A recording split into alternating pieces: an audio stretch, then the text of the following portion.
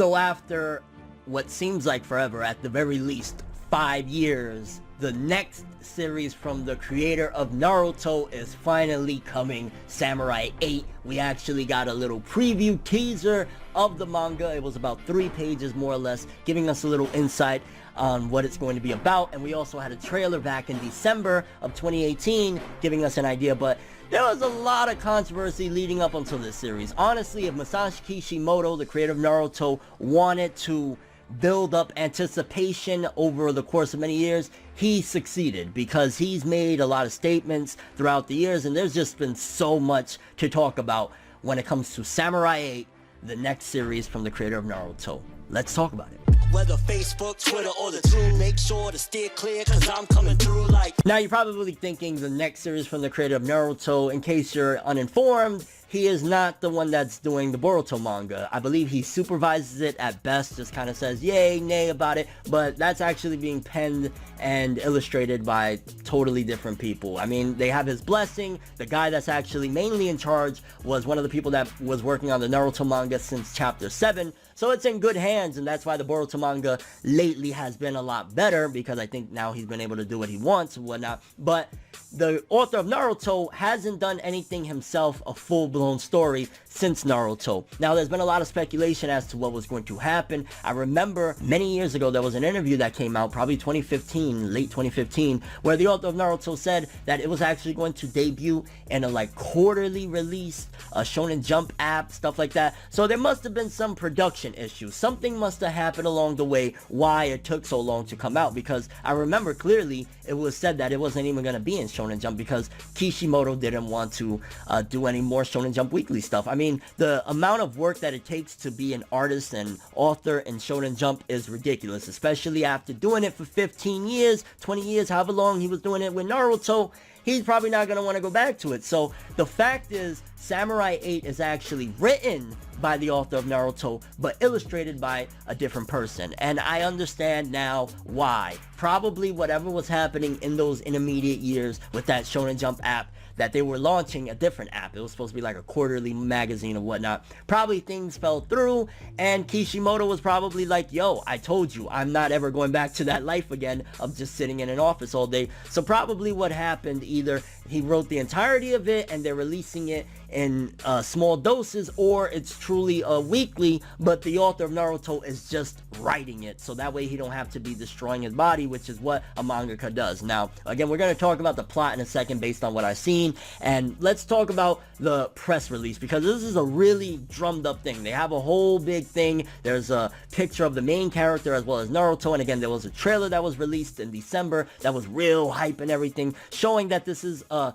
seemingly samurai sci-fi series, which it's absolutely a crazy combination. But let's read the press release first before we go to the preview we got. The official Twitter account for Viz Media's Shonen Jump website announced on Thursday that it will publish the preview chapter for the new Samurai 8, The Tale of Hachimaru, Samurai 8 Hachimaru-den, manga by Naruto manga creator Masashi Kishimoto and manga artist Akira Okubo. The chapter will be available on the site on Friday at 4 p.m., which I got to check it out. The chapter will debut in Jump in the combined 22nd and 23rd issues of Weekly Shonen Jump on Saturday. The preview will be 4 pages long. Again, we know all this because we're going to talk about it. Shueisha stated that the combined 22nd and 23rd issues on April 27th will be the final issue in Japan's Heisei era. The Samurai 8 Hachimaru-den will be the first new serialization in Weekly Shonen Jump in the new Reiwa era. So that means that this is a big deal. Like, I could see that no matter what, this ain't getting canceled.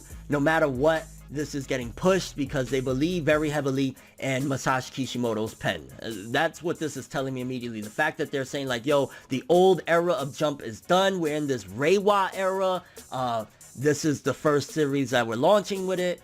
I expect this to be around for a while, unless it's already completed and Kishimoto's just letting it go out there. But if they got an artist on board, it's probably because it's going to be around for a while. The magazine did not reveal the specific premiere date for the full serialization, but the first issue in the Reiwa era will be the 24th issue on May 13th. So yeah, I believe it's actually going to be premiering in the May 13th issue. You know, with leaks and stuff like that, we'll probably have it by like May 10th, but Yeah, that's a freaking huge deal, man. Masashi Kishimoto. Kishimoto's in charge of the original work, and Okubo is drawing the manga. Okubo is a former assistant to Kishimoto, also another one of his assistants. It seems as though Kishimoto keeps his people close. Shueisha had revealed at the Jump Festa 2019 event in December that the manga will launch in Weekly Shonen Jump this spring. During the event, Naruto voice actress Junko Takeuchi read a comment from Kishimoto, which stated that the new manga will combine his love for Japanese culture and clothing and science fiction, which based on the preview that I got a chance to check out, it seems to be the case. Now, it was real weird because the chapter starts off, it kind of reminded me, to be honest with you, if anybody is familiar, it gave me a feeling of the beginning of Magi with a whole different twist. And what I mean by that is, it's about 3 or 4 pages where this one character, he seems like he's very weak. I don't know if his body is destroyed or something. And that's where the science fiction aspect comes from, because it looks like he's hooked up to some machine. And this character is talking to somebody and they say, hey, make a wish on a wishing star and you can get your wish come true. And the main character just starts blurting out like 1,000 wishes. Like, I wish I didn't need all these allergy medicines. I wish my arms worked. I wish a lot of different things. So it seems as though this character is probably like partially human or robot or fully robotic. Maybe he's just a full robot. I don't know. Also something about a dog in there. And then in the end, he says, but above all, my main wish that I want so badly is to become a samurai. So it seems as though maybe he's a robot and he's a poorly put together robot and he wants to be a samurai.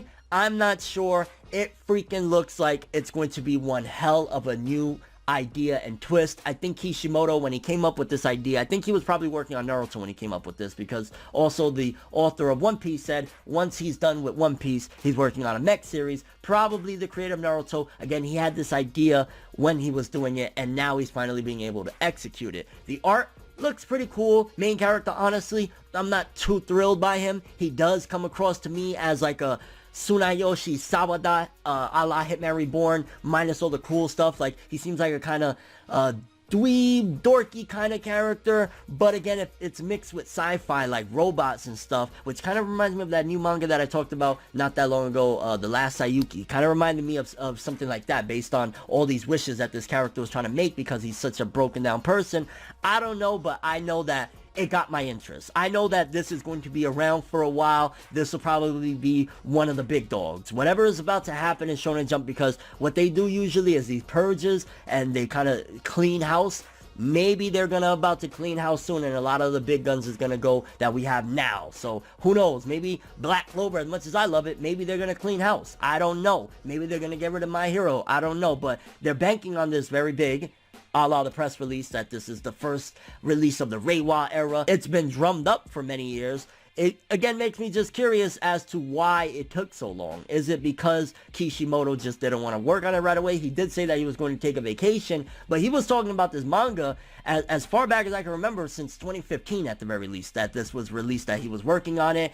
And again, with all the production issues, the fact that it's going to be in Weekly Jump, I'm imagining that this could be some really good stuff, because now Kishimoto, a seasoned vet at how to do plot twists and stuff like that, did this for 15 years. Now all he has to worry about is writing a good story. He's probably giving like basic character designs, because again, in the cover page you see like Naruto summoned this character, and honestly the art in the trailer in December, it looked like Kishimoto's.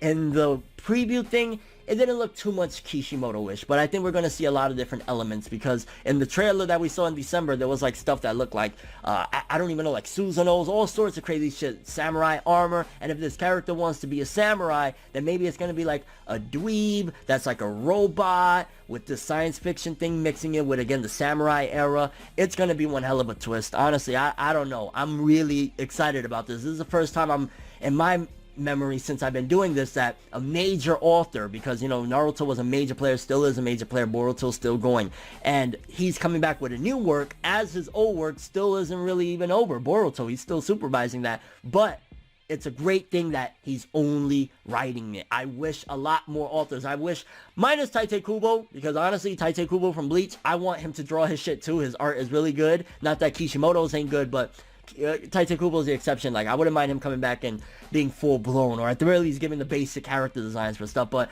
they need to do more of this. This sounds like a great idea. I am absolutely going to talk about chapter 1 when it fully drops. From the preview, seems okay. I'm not too thrilled about the main character, but there'll probably be some badasses surrounding him if this is some mech meet samurai crazy twist, something like that. This could be an incredible thing. Kishimoto knows how to write. Now all he has to worry about is writing.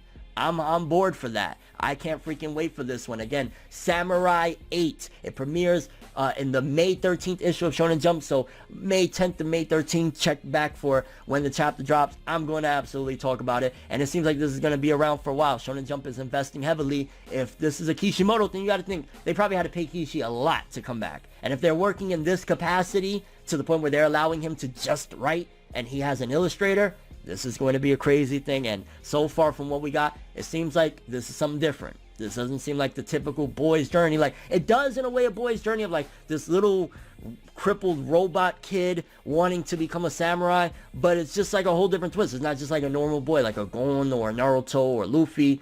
I don't know what's going to happen with this, but I'm really freaking excited. I'm curious what you guys think about this, though. For starters, based on the preview chapter with 4 pages of this little robot that's all messed up, or I'm assuming he's a robot, maybe he's a real guy or something like that, and that's why with all these allergies, it would also make sense. Maybe he's just a really messed up human being. Maybe he was just born like that, so there's that possibility there. Do you think that this is going to be a really banging series? Honestly, I'm going to put my faith in Kishimoto. I love Naruto. I do. I love the one shot he did of Mario. So it's not just Naruto itself. This guy can write. Do you think it's going to be as good? He made headlines years ago when he said he's going to make this series even bigger and better than Naruto. It's time to see if he can fill those shoes and make good with that promise. And your overall thoughts and expectations for this series? I see it being around for a while unless it's a secret one-shot type of deal where it's like 40 chapters already made. But with an artist on board, this is going to be around for a while, and I'm looking forward to it. So the long-awaited new series from the creator of Naruto is here. Samurai 8, The Tale of Hachimaru, Chapter 1.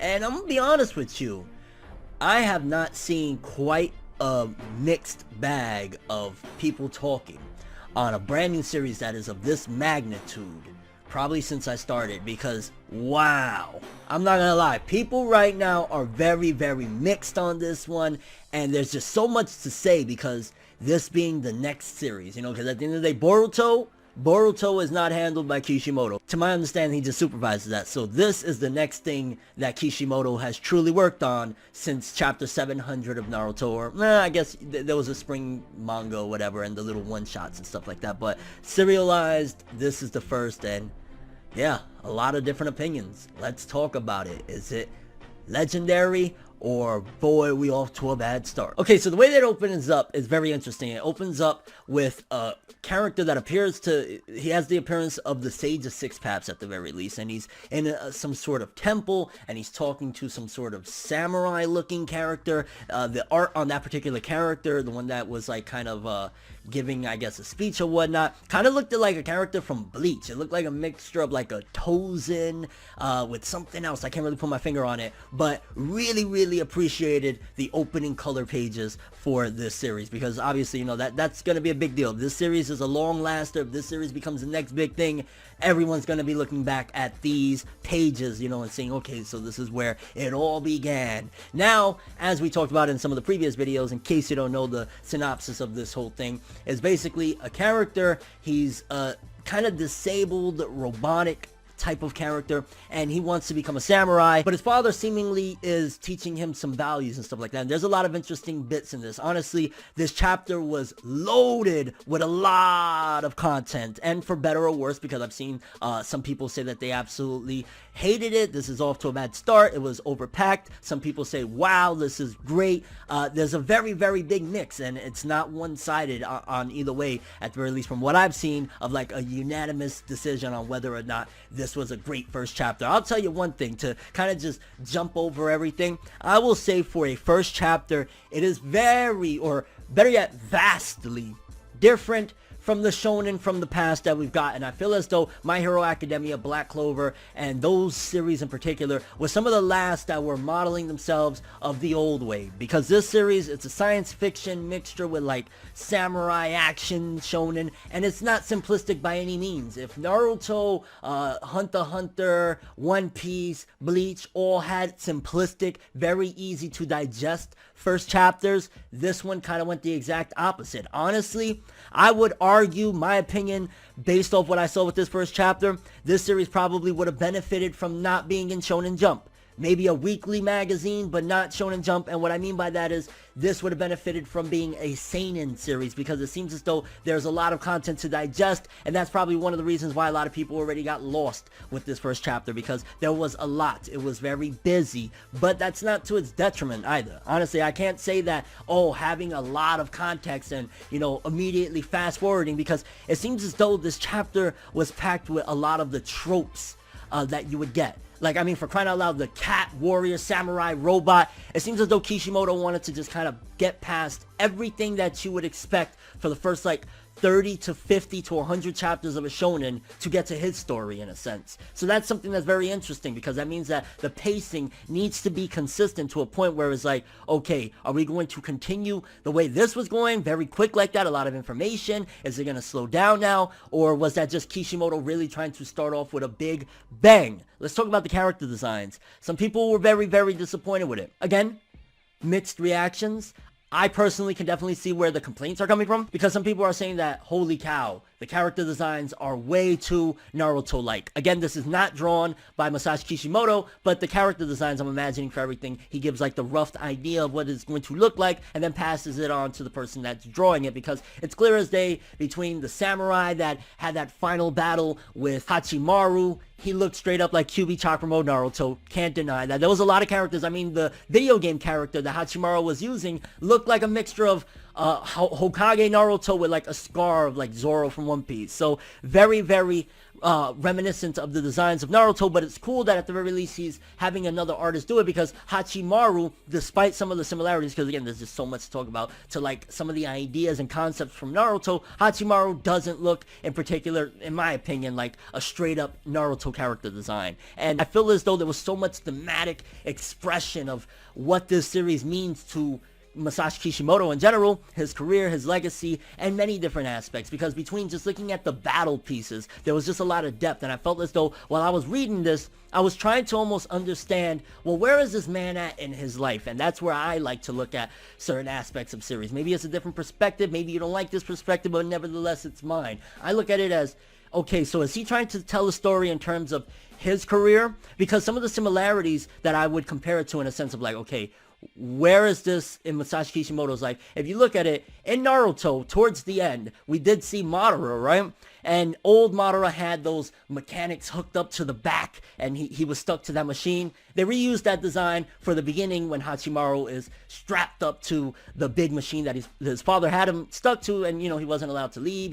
It's very thematic, again, even of what's going on in society now. A lot of kids that they'll just stay in their room all day playing video games. Maybe they're sick, maybe they have a disability, and they're just in this VR world playing video games all day. So it was very reminiscent of that. But also, if you look at it in terms of where Masashi Kishimoto's life is at, from going to what he probably felt, from what I hear most mangaka feel, like they're stuck, like they're slaves to the machine in a sense. So what Hachimaru starts off is almost as if, in a way, Kishimoto passed it down, and Hachimaru is starting off from where Kishimoto left off, in terms of, if Kishimoto was represented by Madara being stuck to that machine, it could be metaphoric that now either the artist and him are stuck to this machine, or this is a new day, a new age, and even though he was stuck to the machine back then, he's a little bit more loose now, because, obviously after a certain point, he gets disconnected from the machines, and then seppuku, I couldn't even break this down. If I had to break this down to somebody that has no idea about anime and manga tropes or whatever, they would look at me like, that's not for me, because it definitely is loaded with science fiction, but it's fascinating to me. Honestly, I would say for the new era, if this is what Shonen Jump is heading towards, I like it. And I'm not saying any bias, because again, there were some things that you could argue are issues. Maybe it was a bit too complex. Maybe it was too hard for somebody, which again, this is why I say this should not be in Shonen Jump. This should be in some type of seinen magazine, because it's going to be a little too hard for kids these days to really digest it. But I'll be honest with you, whether the Shonen Jump rankings have an effect or not, because, you know, there's always back and forth about, no, that's nothing, that's just the order of the magazine, whatever. Votes-wise, this series, no matter how it does, votes-wise, they're pushing this. This is absolutely getting an anime, 100%. I could tell that, depending on what studio they go with, please no Peria. Oh God, no Peria, please. Okay, we had them, you know, what they did with Naruto Shippuden, what they did with Boruto, Black Clover, Tokyo Ghoul. Enough. I really hope that this gets a very high quality treatment, which seems to be where Shonen Jump and Shueisha is headed, because at the end of the day, and those are aesthetics, you know, aside from the story at hand that we have right here with the first chapter. But I'm just thinking long term of, I know this is going to be around for a while. I bet my bottom dollar they paid this man a lot of money to come back and create this, regardless if he's just writing and somebody's doing the art, which we got to acknowledge too, the artist, because this is a multi talented package. This isn't just one person. This is supposedly two people working on this. So I definitely want to give credit where it's due. The action pieces from the beginning, we have what feels like a giant Naruto battle. Very nicely done. The art, again, maybe a bit too busy at times, but my gosh, from the cybernetic stuff where the guy's face comes out, which it does feel a little bit, I'm not gonna lie, aesthetics wise, not plot-wise or anything like, well, maybe you could argue plot-wise too, but just the aesthetics, like certain elements, does give me some fairy tale vibes, and that's not a good sign. I'll be honest with you. The one character in the beginning where he had, like, he looks kind of like Guild Arts with the cybernetic face, so that kind of gave me that feeling. Also, the whole plot of trying to collect these 7 keys, this whole samurai world, the 7 keys that they're trying to collect, it does give me a little fairy tale vibe there. Maybe the artist was inspired by fairy tale. Again, this is a collaboration between 2 people, so I'm imagining it's not 100% what Masashi Kishimoto wants with everything, especially if the artist is drawing it and giving some ideas here and there. But I ain't gonna lie, this first chapter, if I was to just put it straight up, I really was fascinated that they allowed this guy to do this. And if this is a sign of where we're headed with the next generation of Shonen Jump, I think Shonen Jump is about to get a lot more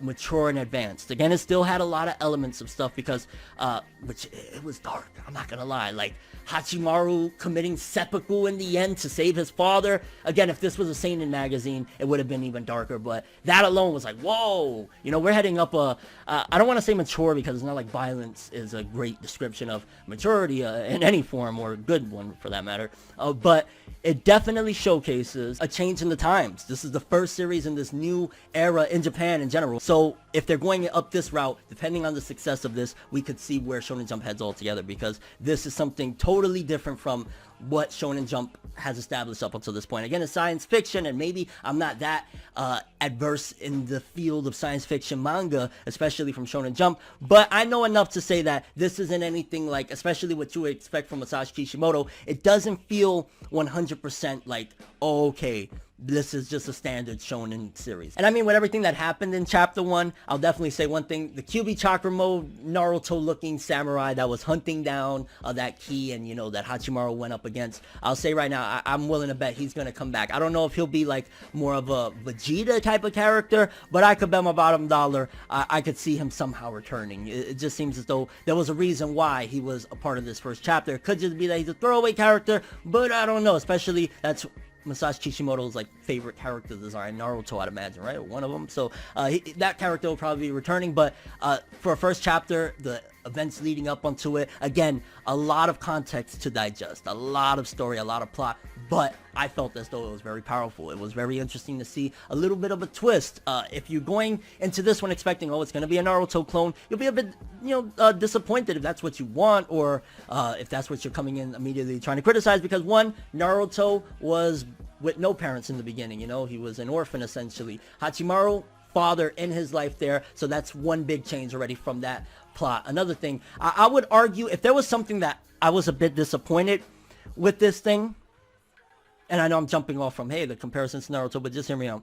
If I would say one disappointment, it would probably be that I would have rathered Hachimaru stayed that kind of disabled type of robotic character that he was in the beginning, opposed to after he tried to commit seppuku and, turned into this freaking Astro Boy, essentially, which this could be what they're trying to do, promote the next generation of Astro Boy. Maybe this is what, well, it's definitely influenced. I could see all the influence in it. Maybe that's what they're trying to do. Like, this is the first manga of this new generation. This is going to be the Astro Boy, essentially, for Shonen Jump. So maybe that's what they're trying to do. But I didn't like that. It just kind of took what could have been something really interesting to see. Again, this disabled robotic kid, Hachimaru, overcome adversity. And now I don't know exactly where we're headed. It kind of set up so many different breadcrumbs for things that is like, yo, this could be great foreshadowing for down the road. And then it just handles it very quickly. Again, the samurai cat thingy being the instructor, whatnot. It's just a lot of cool stuff. Honestly, this was a great first chapter. I feel as though this is going to be something unique at the very least. And I know that people are going to have, because again, there's going to be the criticism. I've seen it, but I could at the very least say I thought this was fascinating for a first chapter, and I can't believe I'm using that word, but I describe it as fascinating that this is a Shonen Jump thing, and this could be, again, the direction where Shonen Jump is headed, going into a more mature, more advanced, more seinen feeling, adult feeling storytelling at the very least for Shonen Jump. Or it could just be a fluke. It could just be because Masashi Kishimoto is so trusted with what he did with Naruto that they're like, yo, if Akira Toriyama could go from Dr. Slump to creating Dragon Ball, the biggest thing out there, we can try and do that with him. Naruto could be Masashi Kishimoto's Dr. Slump. Samurai 8 could be his Dragon Ball. That'd be freaking crazy. But I'm kind of curious what a lot of you guys thought of the first chapter of Samurai 8, The Tale of Hachimaru. Did you think that this was a strong first chapter, especially that there's a lot of marketing behind this? This is very important to this magazine and all of this stuff. This is going to be around for a while. Did it blow you away? Was it too much for you? Was it too complex? Because it was very, very busy. And what did you think about the plot so far? The characters that we have. We got Hachimaru. We have this whole samurai theme. We have these reincarnations. A lot of really interesting concepts that, honestly, it's reminiscent of stuff that we saw in different parts of Naruto. So you can see he has influence from his previous series, which most authors at this point, that seems to be par for the course when they start up a new one. But damn, it feels like this could be a whole different direction. I'm starting to wonder how far in to Samurai 8 are we going to be saying, you know what? It would be wrong at this point to almost compare it to Naruto, because this could head in a whole different direction than what we've had with Shonen Jump Battle Series thus far, and I'm really looking forward to it. I'm not gonna lie. I hope that they tone down on making Hachimaru this crazy freaking strong being. It's like, yo, we got 6 keys to collect. We already got 1 in the very first long chapter, which long, but again, a lot to digest, and I enjoyed it. And yo, bro, thoughts and expectations for the future of Samurai 8. This is going to be one series that I'm going to give it a test. If you guys ain't rocking with it after a few chapters, maybe I'll put it down. I really like it so far, though. I'm looking forward to talking about it more, and I'm looking forward to seeing if Masashi Kishimoto can truly do what he set out to, and that's create something that surpasses Naruto. Naruto was huge, still is huge in the US worldwide. It's like, in my books, only a couple notches, maybe 1 or 2 behind Dragon Ball in terms of popularity. Let's see if Samurai 8 can do that. Freaking crazy. I really liked it. Is it just me, or does it seem as though Samurai 8 is giving major clues and basically foreshadowing, in a sense, of what's going to happen in the end of the Naruto / Boruto verse? I think we might have something here, people, and it's crazy. You would have never thought, but Samurai 8, for people sleeping, if you sleeping on Samurai 8, it's time to wake up. And we're only 2 chapters in, baby, but I promise you right now, I'm not overhyping it, because the old me would have said this was boring, okay? This is for the select few that are really grasping the concepts and the ideals and stuff like that we're already getting. But man, that Naruto Boruto verse thing, if I ain't catch your attention, yeah, Samurai 8, it's bringing that heat, baby. And if you want to know or get a little insight, yeah, stay tuned. I'm about to talk about it.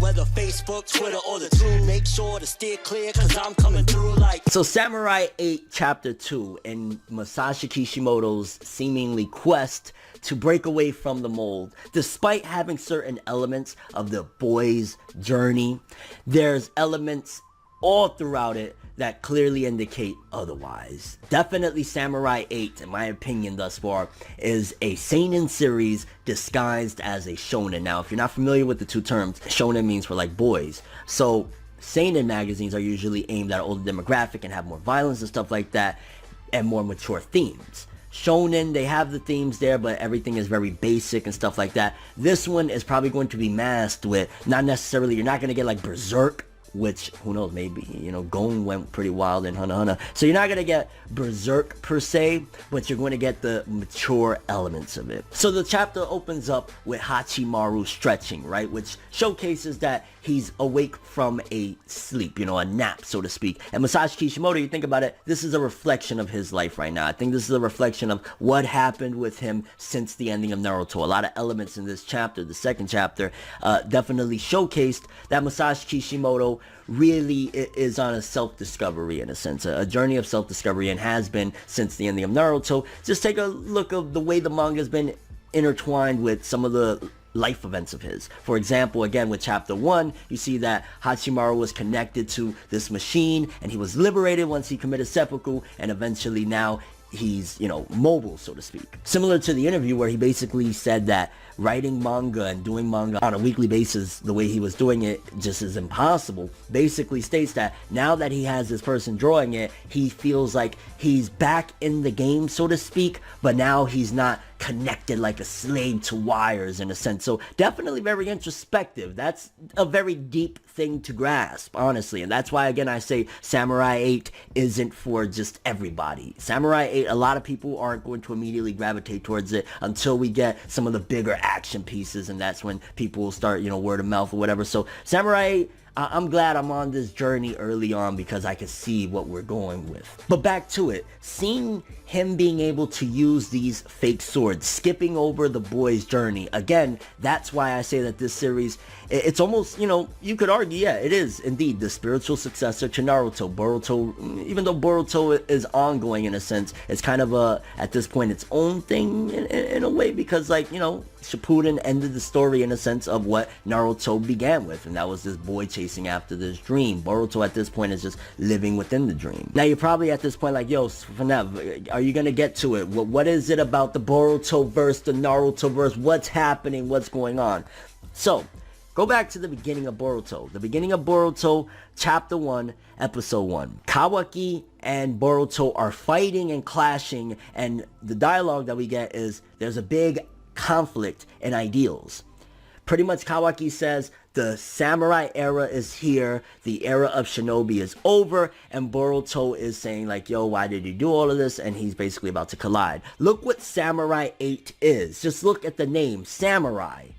This is a samurai story, right? So immediately, if we're going to put it into context, if this is going to be connected, and the world at this point in the Naruto universe is samurai based, then that means that Kawaki's ideals won, which also goes back into the whole thing that it makes you wonder, who's really the villain in the Boruto story at that point? Maybe we have been tricked, I guess, and it's a misconception in a sense of who's the true villain based on that first episode, because of course we're going to immediately champion behind Boruto, right? We're going to champion and say Boruto is going to be, hello, this is his story or whatever. But let's look into one of the things and themes, shall I say, of the Boruto story, and that's Naruto and Sasuke's ideologies clashing, in a sense that Sasuke is mainly saying that the heart of a shinobi never changes. So Boruto might be going down the same path that Sasuke went. And Boruto is following Sasuke, and Sasuke is his mentor. He's going to look into the history. He's going to know that Sasuke at some given point went rogue, so to speak. So Boruto might not even be necessarily a villain per se. He might be fighting, just thinking, no, our ideology needs to stand. The way of the shinobi can't end. Meanwhile, at the end of the day, if Samurai 8 is the future of that verse,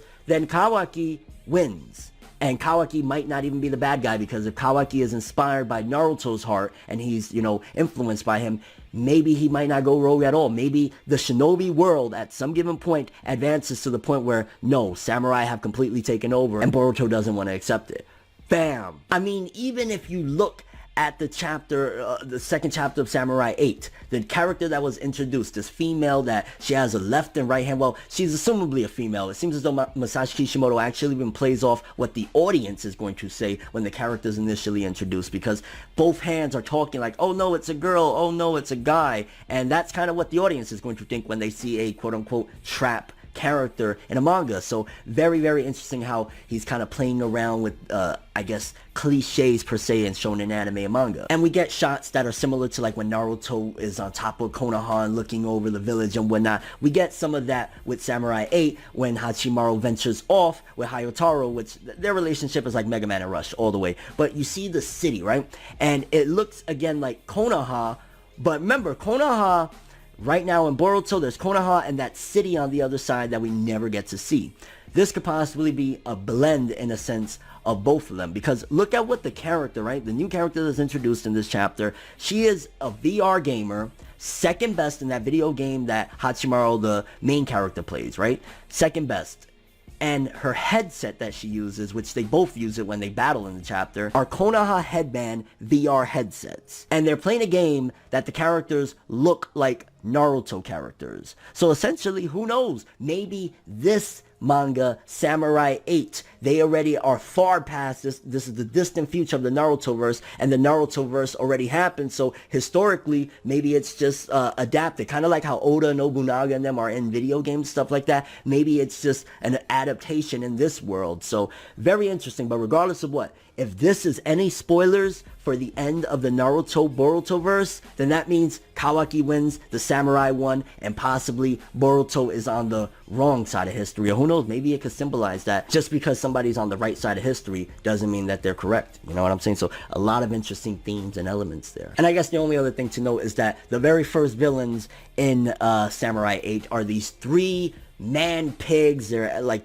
absolute savages, and they're headed towards the new main character and Hachimaru, the main character. So we're going to see some battle there. But yeah, covering Samurai 8 as well as talking about where it goes into the Naruto verse and the Naruto story, or the end of the Boruto verse, shall I say. What do you guys think about that? Does this signify that Samurai 8 is essentially the future of the Boruto verse?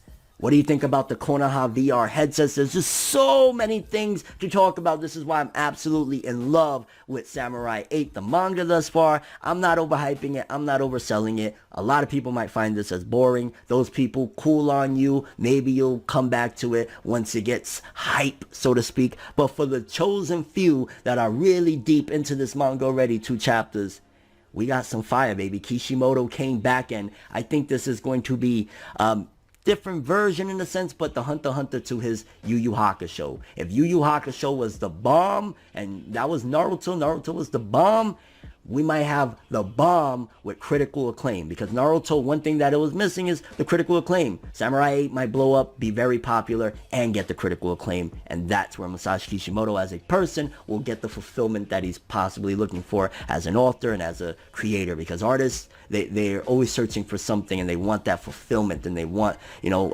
I guess, the accolades to go with it in a sense, because it's just something that is like, you want to feel like I accomplished something. So I see that with the Masashi Kishimoto, and yeah, just so many crazy things about Samurai 8. I'm really fascinated with it. And your overall thoughts and expectations for the future. How you think this new character is going to blend in with Hachimaru? Seems as though Hachimaru is advancing very quickly, and if we're in this robotic world where people are like kind of half robot or whatever, we might not need training in a sense, if you think about it. If we've already merged with cybernetics in this Samurai 8 manga universe, it's going to be interesting to see either way. 3 chapters in, and I gotta say, I mean, it's definitely due to his name. I mean, he did create one of the biggest manga in the world, Naruto.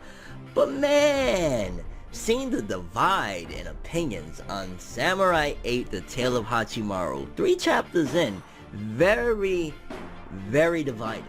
And Chapter 3 definitely proved to me something that I suspected, or I don't want to say proved because I don't have proof, but at the very least it convinced me on something regarding the structure of Samurai 8 and why it is that a lot of people are getting lost with it and a lot of people are just not understanding, but also why it feels a little bit different for something that isn't Shonen Jump. Let's talk about it. Whether Facebook, Twitter, or the 2, make sure to steer clear, cause I'm coming through like... Okay, so chapter 3 of Samurai 8. Now at this point, there's 3 chapters, a lot of pages. I think the first one was like 70-something pages, so a lot of stuff up until this point. But with the third chapter, I'm seeing again what people are saying about it, because to be honest with you, this is a big deal. This is like supposed to be the Hunter x Hunter to his Yu Yu Hakusho regarding Masashi Kishimoto's career, so a lot of eyes on this. I'm looking at this one very closely, and I'm seeing a lot of the complaints. One of the complaints I'm seeing, again, going into chapter 3, is the fact that it feels as though the pacing just feels a little weird. And that's where it brings me to something that I've suspected was going to happen based on how I've seen Jump work with another artist in Shonen Jump. And that artist is, coincidentally, Yoshihiro Togashi, creator of Hunter x Hunter and Yu Yu Hakusho. Now, with Hunter x Hunter, Yoshihiro Togashi, from my understanding, the way he works on it is he goes away when he's on his hiatus, and while he's on his hiatus, he's actually working on it. He comes back, he gives enough chapters to Jump to release at least 1 or 2 more volumes, and then keeps it moving. So what he does is he writes and writes and writes, kind of has an idea of where it's going to stop at, chapter parts, but he's more so writing without having that weekly pressure of, yo, you got to change it up, the fan base ain't liking it like this. He gets a little bit more leeway, especially that Hunter x Hunter has a cult following. Hunter x Hunter could go on break after break after break after break, and the fans don't stop, the sales don't stop, millions upon millions. Hunter x Hunter, people love Hunter x Hunter, right? But with that being said, Yoshihiro Togashi again gets to release the chapters and gets to hand them over to Jump in a big pile of 20, 30 chapters, a big thing. And again, it probably makes the reading experience, because I remember when I read Hunter x Hunter, more enjoyable when you read it in chunks, just like another series like One Piece. It's more enjoyable, but also it feels as though it's more correct. And that's, I think, the problem with Samurai 8, is that Masashi Kishimoto, I don't think that he's writing these chapters and having an editor tweak much, because at this point he's established. So maybe he does have an editor, of course, but at the same time it feels as though with these chapters, at the very least, that Masashi Kishimoto handed over a big majority of this work before it even hit the ground running. So it doesn't feel like it's structured according to traditionally how shonen manga. It just feels like a lot of things are happening. The structure is kind of confusing regarding okay, chapter 3 opens up with the samurai fighting, and they're talking about one in particular can't draw their sword because there's some sort of bind lock on it. And then we go to what's going on with Hachimaru, and now the newly named Nanashi, which I like that name. It means no name apparently, but Nanashi, the character, the female that can't decide if she's a woman or dude and talks with her left and right hands and whatnot, she also had that. So it's making me believe to throw in there, because a lot of people that may be confused, and maybe I'm getting it wrong as well, it seems as though there's possibly an alternate reality happening, or that happened, regarding the powers of these people. I can almost bet my bottom dollar, because one of the things that people were complaining about as well is regarding Nanashi seemingly not being a part of the next chapter already, going away. And Nanashi needs to absolutely come back, and come back very quick. It can't pass 10 chapters and Nanashi's not back yet, because at that point, I guess it can. It could be a long-term thing, 20 arcs down the road, a big emperor comes and it's Nanashi. So it could be that could be the case. But as it stands right now, a lot of the fans, the backlash as well with chapter 3, is that they're looking at it as, wait a minute. So you introduced us to this weird character that's talking left and right and doesn't want to decide on and just a lot of people are just odd that this isn't Shonen Jump.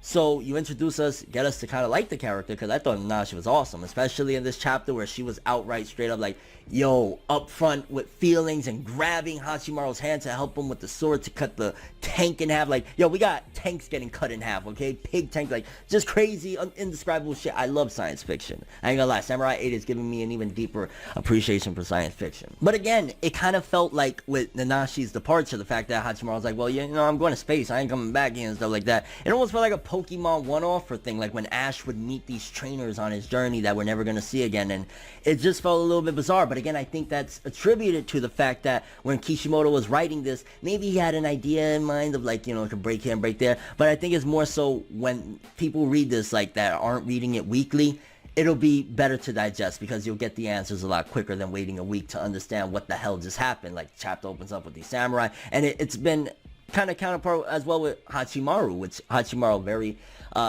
right now he's still playing the, hey, I'm the kid on a journey, but you can see that there's a lot of interesting things. He's more and more looking to me like he's less of a Naruto and more like a Gon Freaks. That's the vibe, especially with the samurai cat, what he was saying about him. That's the vibes that I'm getting right now. And quickly going back to Nanashi, I will say as well, I give credit that people, one of the things that they argue and complain about with shonen manga for years and years is that they spark a love interest and they make the female very shy or whatever, which it's not new because this has also been done before, but I like how outspoken and upfront, even though she's still internally struggling, Nanashi was with her feelings for Hachimaru. She's like, yo, bro, let's get married. What's good? You know what I'm saying? Now, it was a little bit generic. Hachimaru didn't understand it. At the end of the day, you gotta think about it. He was a kid that was trapped in his room, stuck to a machine for most of his life. So to him, it's like, huh? Underwear? What? Which, if you think about it, honestly, this chapter kind of gave me vibes a little bit of early Dragon Ball with like Oolong and stuff. I would say that maybe that was a little bit of the inspiration behind it. I wonder how much of these pig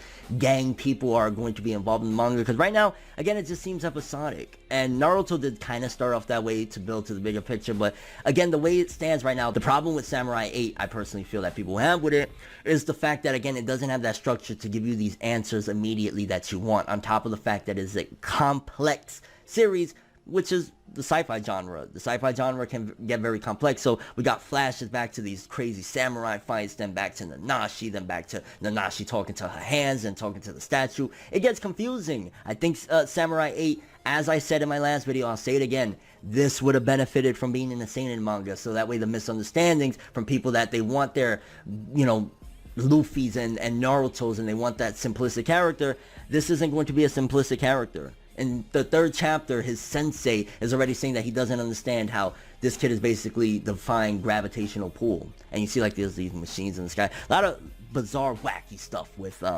Samurai 8. But again, it seems as though Kishimoto does have a vision. It's just a long-term thing. And manga readers that they're reading the volumes when that comes out, they'll have a better experience, I say. Because I can't put it down because narrative-wise, it's solid so far. I would say that maybe if Nanashi shouldn't have left, but then again, if he has a bigger purpose for it, and like 2 or 3 chapters she comes back and it's something incredible and she's already advanced, which the pacing is very fast at the same time, as well as like bigger overall arcing stories that you could tell that he's not just thinking about chapter at a time, he's thinking overall. So that's why it's happening like that. But at the same time, still getting a lot of elements that you love in shonen. And honestly, chapter 3, the weakest chapter of the 3, I'll definitely say that. Nanashi's departure, a little disappointing. I was digging the character. I was alright. Okay, this is the vibe, this is where we're going with. So a little bit like making me confused. Like, are we just gonna get a bunch of episodic stuff to start off with, just to build things up? Is that where Kishimoto's going? Like, he just wants us to love Hachimaru and his pet Hayotaro and these characters? And also, a lot of, again, suspense and building up. Kishimoto, one of the things I remember he complained about with Naruto was that he wished he knew as a writer what he knew later on in terms of setting things up for foreshadowing, stuff like that. You can see there's a lot of mystery to Hachimaru's father that the samurai cat is kind of questioning, like, who is he? What's going on with the key inside of him? This isn't a typical samurai. So again, very nicely developing. You cannot count out Samurai 8. I know that a lot of people right now, they're either lost, confused, or they're just counting it out, but I can see the bigger picture right now. And again, Samurai 8 chapter 3, again, weak chapter in terms of like, yo, we beat a pig and we just got a little more insight into this character, Nanashi, that's not even going to be around the next chapter, but it's just building more suspense into Hachimaru and more world building. And it gave me a little bit of a classic Dragon Ball vibe, but still the weakest of the bunch. And I hope we get it together with the next few chapters and get more answers so we can understand what's going on with these samurais that are linked to these characters like Nanashi and Hachimaru, and just insanity. But yeah, kind of curious what you guys think about this though. 3 chapters in, are you yay, nay? Is Samurai 8? I mean, you cannot judge. I mean, Naruto went 700. One Piece is 900 plus. There's so many series that are going. You cannot completely cast it away. You could say, hey, it's not for me.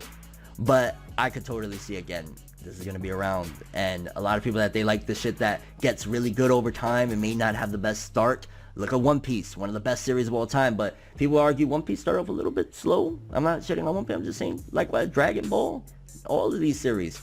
Give Samurai 8 a little bit of a chance is all I'm saying, because I see a lot of hate coming in, and I think that's also remnants of people that they didn't like Naruto, and they're coming because they just, that's just how it goes. I don't know. I don't understand that mindset. I'm curious your overall thoughts of Samurai 8 as of right now. What do you feel as though is the problem that is stopping people from completely just praising it already? Is it too simplistic? Is it too complex? Is it not explaining things enough? And do you think that Masashi Kishimoto essentially has the same deal as Yoshihiro Togashi, where he's just dropping by and dropping like 40 chapters and saying, alright, here you go, I'll see you later. And that's why it doesn't feel structured properly, and maybe Jump is having to come in there and make cuts in order to make it, chapters week after week. And finally, I just wanted to add in there, I'm still rocking with Samurai 8. I hope people still go with it, because as it stands right now, it's building to something great, and it's the beginning. Give it a chance. Okay, so 4 chapters in now. I'm not gonna lie, this chapter had me very mixed. There was one thing in particular, and we're gonna talk about it. One thing that had me like, regarding Hachimaru. But we're gonna talk about it, because the chapter, it was a mixed bag for me, and there was a lot of influence and things. And again, for Kishimoto, it just seems like, is this a new thing that Kishimoto and a lot of authors are going into? But yeah, let's jump into it. Whether Facebook, Twitter, or the two, make sure to steer clear, cause I'm coming through like... So this chapter of Samurai 8, this is going to be a brief, I don't know if you even call it a review, because quite a few things happened, a lot of things to digest, but there was some very simplistic elements that kind of had me a little bit disappointed. And again, that was towards the end of the chapter. But I guess let's kind of just jump into it, and then I'll go in, because it might turn into a rant, I'm not going to lie. That's how deep I feel regarding Hachimaru and certain things that happened towards the end of the chapter. But in the chapter, in the show, is giving us context to giving limits to the powers, such as like that dog that Hachimaru is on, Hayatoro, his dog, can't like go to the stars, for example. So again, it's giving me a Mega Man feel. It feels like everything is coming full circle now with stories. Like we're headed back to when we was like in the 80s and the Mega Man type stories and stuff like that. Because this chapter, one of the things I want to talk about real quick, and maybe y'all gonna feel a little bit certain way, but I gotta keep it honest. One of the things that I really appreciated, and I've started noticing a lot of these elements more and more as we keep on reading through Samurai 8, regarding a different series again, was the series Eden Zero by the creator of Fairy Tail. And when that series came out, and it just came out, what, last year? Or, yeah, I want to say it was sometime last year. And I really appreciated that. I was like, okay, it's going futuristic, it's doing a lot of science fiction elements and things like that. And Samurai 8, the more I'm reading it, one of the things is like this chapter again, when you get the insides of the cat, the samurai cat, stuff like that, it felt very Eden Zero. This manga feels very, very inspired. Like, I don't know if Kishimoto, he had his sci-fi idea, and then he's seen what Mashima did with Eden Zero and kind of got inspired to go that route, because again, it just feels like artistically, like the cat, the insides, and again, I'm not saying that, oh my god, he created that, but the way the structure is, it really feels a lot like Eden Zero. A lot of this, so far, collecting the keys and things like that. Again, Eden Zero, which it's not the originator of that story, and a lot of this goes back into like Japanese folklore and a lot of different things. So yeah, you could argue that, okay, it's inspired at the very least, and I'm not ranting about that per se, as I'm not upset about it. But one of the things I appreciated about Naruto, and maybe even early on, because I remember early on people did hate on Naruto and said like, yo, the jumpsuit and the blonde hair is like Super Saiyan Goku. So maybe that's the thing that we're gonna get with this one in terms of it's early on. So when it's a manga's early on and it's inspired by things, it kind of gets a little hectic, and that's how I feel. Maybe a lot of people haven't checked out Eden Zero yet, and if you have, let me know. Am I right that it feels very similar to Eden Zero? It almost feels like they could coincide in the same universe, like Hachimaru's just on another planet that they haven't went to yet, the main characters of Eden Zero. So, and that'd be a crazy crossover, and especially now that I think about it, hold on a second, here's a crazy thing, and this is kind of outside of this, but Shonen Jump and Shonen Magazine recently did some type of partnership magazine where they combined for a big issue release, and they had the characters of the different magazines together. What if there's a possibility that we could have a crossover with Samurai 8 and Eden Zero? And that's one of the things that helps, is the fact that they're very similar in nature, that Samurai 8 could just be, right now, Hachimaru's journey could just be on another planet. That would be freaking insane. Thinking outside the box, sometimes, who knows, maybe, with everything that's happening in Japan, a lot of the magazines are working closer now. Things are getting a little bit better, so I'd love to see that. So we find out a little bit more, of course, about the cat. His real identity is Daruma, which this is again a classic thing I've seen in different series about this certain. So like, even if you go to Bleach, look at Bleach, Yoruichi, it's kind of similar, where you look at the first character that we see in the beginning of the story, that's with like the samurai, that looks like the Sage of Six Paths, looks a lot like Yoruichi, right? So Daruma, they just kind of switch things around. Daruma essentially is kind of like that scenario. And another thing that kind of caught me, which I'm like, again, maybe it goes back into my theory of this being the futuristic or the future of the Naruto verse, something like that. The soul that Daruma or what he looked like in the past, looked like that Naruto character that Hachimaru was playing as, the one that has like the Zoro scar through his eye and stuff like that. I can't wait for the day, because you know what's gonna happen when Daruma finally turns back into his true form. Essentially, Masashi Kishimoto is bringing the Naruto design into this manga, because that's very Naruto-like. It's just, again, with like a scar over his eye, but that's gonna be badass too when it happens. I'm calling foreshadowings all over the place. And the big meat of it all is that they're trying to save the planetary belt that's going to be annihilated, and this cat is looking for the box with the keys, stuff like that. A lot of elements of like Pandora's box, and if he opens it, what'll happen. So it also gives me vibes a little bit, if you go back to, again, another thing, maybe, you know, who knows, maybe behind the scenes Masashi Kishimoto's a big fan of Hiro Mashima's work, because it also reminds me of Rave Master, kind of the whole dire situation. I think the element that made this a little bit more exciting as well is the fact that the Earth is in dire, you know, trouble, because if the planetary belt, you know, is annihilated, we're done for. And I want to kind of just jump over a couple of elements, because there was a little bit more regarding, you know, the father and finding out Hachimaru is one of the keys, or kind of pushing more even forth that he's one of these keys to the box or whatever. But this is where it gets a little bit rantish. I'm not even gonna lie, and this is where I'm starting to wonder, like, is this how Masashi Kishimoto sees children these days, or is that the stereotype, or is that really just how children are? Because the end of the chapter, when Daruma's like, okay, you could come on this journey with me, and he crosses the line and he says, and by the way, the whole Samurai 8 thing, okay, his favorite number is 8, Samurai 8 crossing the line, whatever, and a lot of more deep, complex elements to it, but he says, if you cross that line, you will never be able to live with your father again, right? Following me? Something like that. Look at Hachimaru's father. He was very overprotective for a reason. He protected him because he was like this rare thing. He loved him. He cared about him. The argument that they had, it felt like a very realistic thing. If you take the concept, you take out all the futuristic robotic stuff or whatever, essentially a son that was forced to stay in his home because the father cared about him and he never got to go outside, even had ways to go outside and the father would lie, you know, like the life support pack. So I understand that Hachimaru's a kid that is right now very upset with his father because he never got to go outside, and he's finding out that his father purposely kept him in. But it just felt like, wow. In one panel, this kid said, hey father, I know that you loved me my whole life. I know that you protected me and everything like that. But you know what? This cat and my calling to be a samurai, this is what you get, Pops, okay? Father, this is what you get because I'm walking away. In one panel, Hachimaru decides he's never going to live with his father again, and that's it.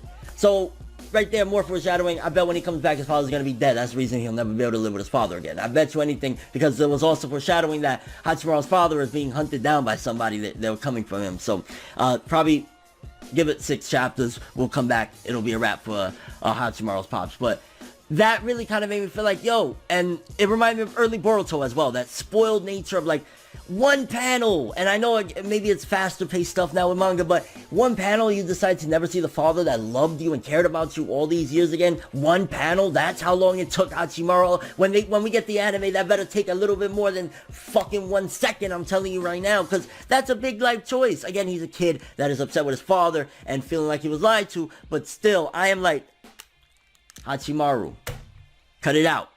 Cut it out. We don't need to start off on some worlds. It's like, okay, I get it. This is shonen manga that we need growth and change, and we're seeing how immature, and it's going to cost him dearly. I can almost guarantee when Hachimaru pops, or when Hachimaru comes back, his pops will be slain, dead, or missing, something along the lines of that. And maybe that'll distract the mission from collecting these keys, because then he's going to have to hunt after his father, similar to like how Naruto wanted to become Hokage, but then got distracted by chasing Sasuke. So this will be a little bit more reasonable, like, hey, that's his pops. But man, I don't know.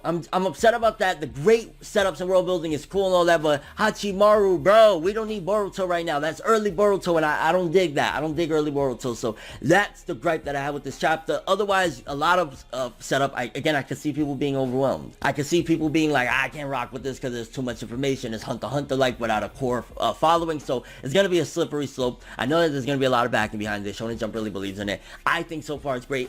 I'm starting to look a little bit at Hachimaru closer, like, I don't know, kid. Right now, you're looking a little, ooh. But then again, maybe that's the Gon Freaks in him. I did say that he's kind of like Gon Freaks. Gon Freaks, he would tell his pops, yo, I'm out of here. Not even thinking twice. So maybe that's the unpredictable nature of Hachimaru. Maybe we should look at it in terms of, like, that's a good thing in terms of he's unpredictable, makes for a more interesting character, still makes for like, bro, you should have thought a little bit more about your pops. I'm just saying. Kind of curious what you guys think about this though. Does this make you look a little bit more at Hachimaru like, bro, what are you doing? One panel? Or am I overreacting? I mean, I've seen quite a few people feeling the same way, but I'm just kind of like, I don't know. In your overall thoughts of everything, Daruma, where you think this is going? Again, do you think there's a possibility we can see a crossover with Eden Zero? Now that Shonen Jump and Shonen Magazine are kind of rubbing elbows a little bit, I'd love it. I think it'd be great for the industry. I think it'd bump both of them up. Two huge creators. It'll be historic. You know, we've had already the historic things of One Piece crossing over with Dragon Ball and Toriko, whatever. But, you know, now that would be even huge. Don't get me wrong. I'm not saying that Fairy Tail is better than, because Toriko fans are going to be like, oh, you said, oh, for Toriko. But, yeah, those are my favorites. I'm allowed to have my preference or whatever. Well, Fairy Tail's not a favorite, but I rock with it. I reviewed it for a long time, and I enjoy a lot of things of it. So, again, your thoughts on that. And your overall expectations, Samurai, 4 chapters in. I'm not being overly critical, because I'm telling you right now, it's still very enjoyable, very good.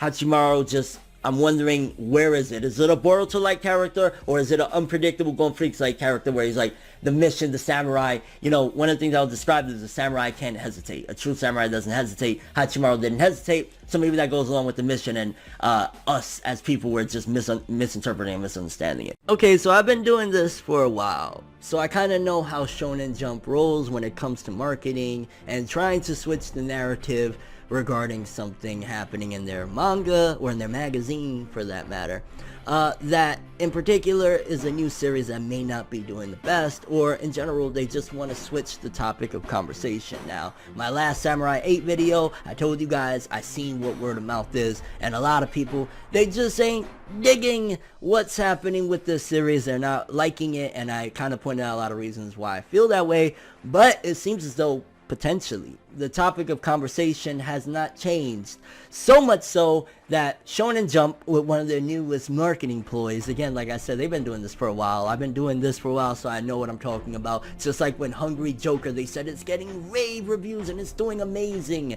and then gets canceled, or, you know, they do this.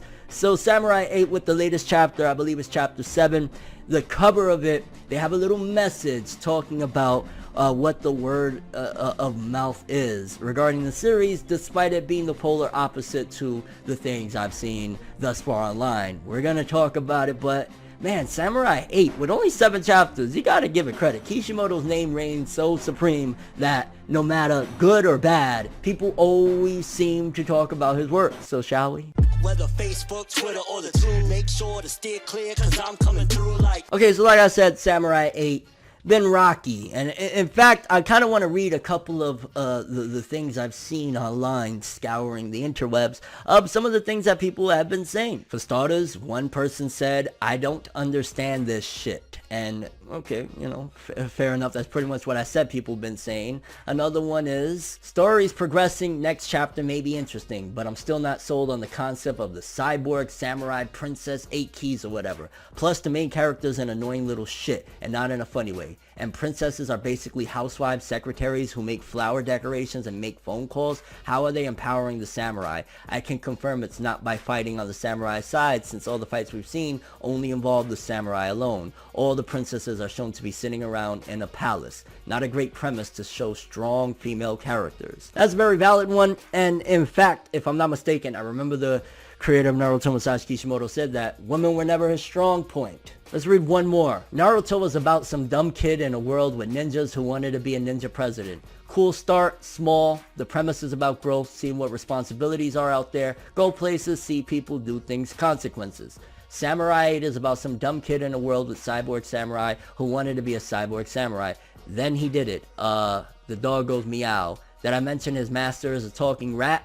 Battle. Glasses. Yikes. People really aren't digging this. So again, like I've said, people just continuing to say kind of the same things about it. So let's see what Shonen Jump says, though, according to them, what people in other countries outside of Japan are saying about the series. This manga has garnered praise from many a country. We gratefully present a colored centerfold of this sci-fi samurai themed hit. Wait, what? Hit? Where is this a hit at? It better be a hit in Shonen Jump. It better be like everybody better be loving it, because right now, from many a country outside of Japan, all I've been seeing is the opposite. And don't get me wrong, me personally, since the last time we're talking about 3 or 4 chapters, I've been digging Samurai 8. Honestly, I like the whole premise. I like that it's been giving you a lot so that later on, when we have big climactic battles, we don't need all that setup of like, hey, gathering from one thing, because the problem with Naruto was that it started off very, very simple. In fact, the time that we seen the Kage, remember it was, I believe, Orochimaru brought back the first and second Hokage, and he tried to bring back the fourth. Remember, it was manipulated that first it was supposed to be that the fourth was the strongest, then somehow it became Hashirama. I see it as what Samurai 8 is doing is Kishimoto's trying to get rid of all of that stuff now of like things happening out the blue. I think the message of Samurai 8 also is that a samurai isn't just a title. Because what I've seen thus far with this cat master, Daruma, that he's been trying to teach Hachimaru the ropes a bit of like, yo, it's more than just that. I will 100% agree that I'm not digging Hachimaru. And I think that, again, this is a very astute observation. Kishimoto looks at children these day and age as just that. If you pay close attention, look at Boruto, how Boruto was designed. Hachimaru is essentially how Boruto was at the beginning of the manga, and that's something that I can't defend, because like, I was not a big fan of Boruto, the way he was written. And again, I think that's Masashi Kishimoto. Maybe you could argue that that is exactly what kids are like, or you could say that he's out of touch with what kids are like. I don't know, but this is his interpretation of kids kind of being very spoiled and not having any idea or any eye for adventure, and Daruma is constantly trying to teach him. I was disappointed that seemingly the way the story is trying to push it is that this Princess Anne is the princess for Hachimaru, but I think that's going to play later on where Nanashi is going to actually be the true princess for him. He already met his princess and he has all his tools, and it's been developing things like the bone hilt, the fact that, you know, the samurai dog is more important than ever. A lot of really, really interesting things with this manga, but people just aren't having it. People just, for whatever reason, keep on dogging at it. So me, I'm going to talk about it the way I've been, kind of here and there at this point when it catches my interest. But as it stands right now, it seems like Shonen Jump is doing damage control. I'll be honest with you, it seems as though Shonen Jump they probably invested a lot of money in this. They probably invested a lot to bring Masashi Kishimoto back to the magazine, especially on a weekly basis, and maybe things right now are taking off. I hope in the future, once there's enough content and people can stop making a comparison to a 700 chapter series to like a 7 chapter series, like this is 1% of Naruto, you know what I'm saying? And I'd argue that this is more interesting than the first 1% of Naruto. We didn't even hit Zabuza yet, or we just started barely getting into that. Samurai 8 has been setting up the world. So honestly, I get why people are like this, and in terms of I understand the mindset. I don't agree with it, because despite my one complaint, Hachimaru, which I guess that's where we got to get over the hump of like, hey, this is a shonen manga, so you got to have something in there like that, which again, Kishimoto sees kids that way. It has to be, or at the very least, that's my opinion of how I view Kishimoto writing children, because they always end up similar to this. I mean, it didn't start that way, and maybe that was his mindset back when he created Naruto, that it was different. Now it is this. So despite that, I still fuck with the series. I still think the world building is great. The introduction of the samurai, seeing that they're hunting down Hachimaru, that they're trying to say, oh, he's essentially an anomaly in a way, possibly, because he became a samurai by chance. They don't realize that his father set all this up, I'm imagining. So a lot of great stuff, great plot twists to come. But yeah, kind of curious. What is your stance on this? Are you too confused still? Do you think that Shonen Jump is again trying to change the narrative? Again, I'll be honest with you. I've seen this too many times with this. I fell for it many times. Like, I thought Hungry Joker, man, they got to be selling well. They talk. No. This is probably the fact that everything that you've seen online about people bashing it, despite maybe some of us may see the bigger picture, is probably accurate, but we gotta wait and see. Only time will tell. I've seen this happen again with Black Clover. I've seen it happen too many times to say completely that it's sold off either way. But your overall thoughts and expectations for the future of this. I really hope Kishimoto makes Hachimaru grow out of this Boruto, beginning of Boruto character archetype pretty quickly, because yeah, he is kind of annoying, disrespectful, but then again, I guess at the same time, if you think about the whole concept of it, is merging old with new, right? And it's taking this new generation that has such a lack of, in a way, you know, from what everybody would argue, a lack of respect for culture and tradition and things like that, and you're merging it with tradition and things like that. So you're taking samurai and merging it with something that is so out of its element, space and sci-fi, which is probably what the whole thing is supposed to be, but still, I can't defend it. I don't like Hachimaru, but I fuck with everything else about the series. Let's change that up. Let's get more interesting characters. Yeah, your overall thoughts. Samurai 8, yay, nay, are you dropping it? You already dropped it, don't give a shit. Yeah. So it's been a bit since we've talked about Samurai 8, and we're 10 chapters in now, and I honestly wanted to talk about it because it's been pretty freaking crazy. There's been some sluggish chapters since the last time I talked about it, but I'll definitely say one thing before we jump into this. I feel a little bit of Saiyan Saga DBZ inspiration with the latest events in Samurai 8. Let's talk about it. Whether Facebook, Twitter, or the two, make sure to steer clear, cause I'm coming through like... So when we last left off with Samurai 8, Hachimaru seemingly ran into who is supposed to be his princess, some girl named Anne. Now, Anne, again, I've said it before, she feels like she's a Hinata type. She feels as though she's basically like, you know, the easygoing, she stutters a lot, and it's showing a different realm for these characters. Honestly, again, it seems as though the way Kishimoto wanted to write this story, he started off with experimenting with the characters in the cast of Boruto. Because to be honest with you, one of the last times that I talked about this, you know, manga and whatnot, it was the fact that it seemed as though the main character, Hachimaru, was a lot like old Boruto, very unappreciative, doesn't respect, and that's one of the things that I will definitely say that still hasn't changed, and I'm not a fan of, but it's clear as day that that's what Kishimoto feels the new generation is. And I've seen a lot of it in my real life, to be honest with you, that kids don't really respect their elders anymore. And the amount of disrespect that Hachimaru does to Daruma, I'm just saying. Because if there's anything that bothers me about this manga, it's kind of Hachimaru himself. Like, don't get me wrong, we'll probably see him advance and grow, and this is early on. We're 10 chapters in. There's a lot of room for character development, but I will say, like, between him kind of capping for the princess and saying, nah, I've always been strong. Every time Daruma teaches him a lesson, he's like, I don't even remember. He tells him, shut up sometimes. It showcases that this kid has a long way to go to truly be a samurai warrior that can be a real one, you know what I'm saying? Because he's disrespectful, he doesn't take the lessons in, he lies, it's like, yo, what are we dealing with here? And that's not to say that the manga is completely like, you know, just, whoa, throw it away, because there's been a lot of cool things about it, and like I said in the opening of this video, it seems as though we're heading towards, and we've been gearing towards, up until this chapter when he arrived, some sort of Saiyan Saga type of deal. Mainly due to the character Atta. Atta, between the fact of like, yo, there's been some hype shit. Him going through the moon and killing that famous legendary samurai that was guarding the planets and whatnot. This guy, it was like on some Vegeta and Nappa shit. Like all the chapters leading up until his arrival, him hunting down Hachiku, which definitely showcases that there's something very special about Hachimaru. The fact that he's calling him by another name. Again, I'm not fluent with Japanese, so I don't know what Hachiku means compared to Hachimaru, but it definitely showcases that this guy is like on some Saiyan Saga Nappa shit, because on his way to here, arriving in front of, you know, the main cast or whatever, this dude killed again a legendary guard that, you know, he's a legendary samurai that Daruma kind of knew when Daruma had fights with back in the day. And this dude did him like butter, and then on top of that, disrespected him. There's a lot of elements with this manga, though, that it hits to the heart.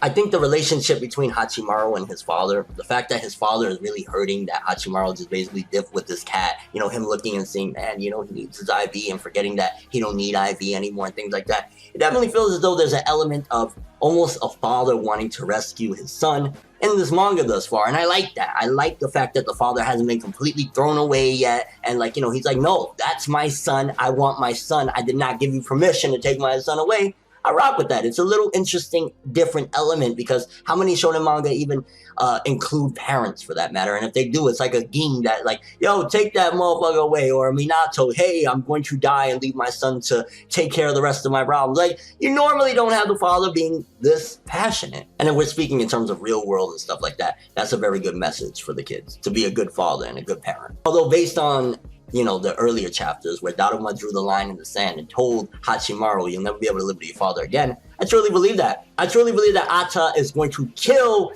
Hachimaru's father. Big prediction there, but it goes further. Let me throw another prediction. I personally have a strong feeling that Atta was possibly Furuta, aka, you know, Hachimaru's father. I think that was his first creation, his first son, so to speak. Just think about it. This dude's a badass, right? He knows this doctor, so to speak. He's like, hey, how's it going when he arrives on the planet or whatever. So he knows him.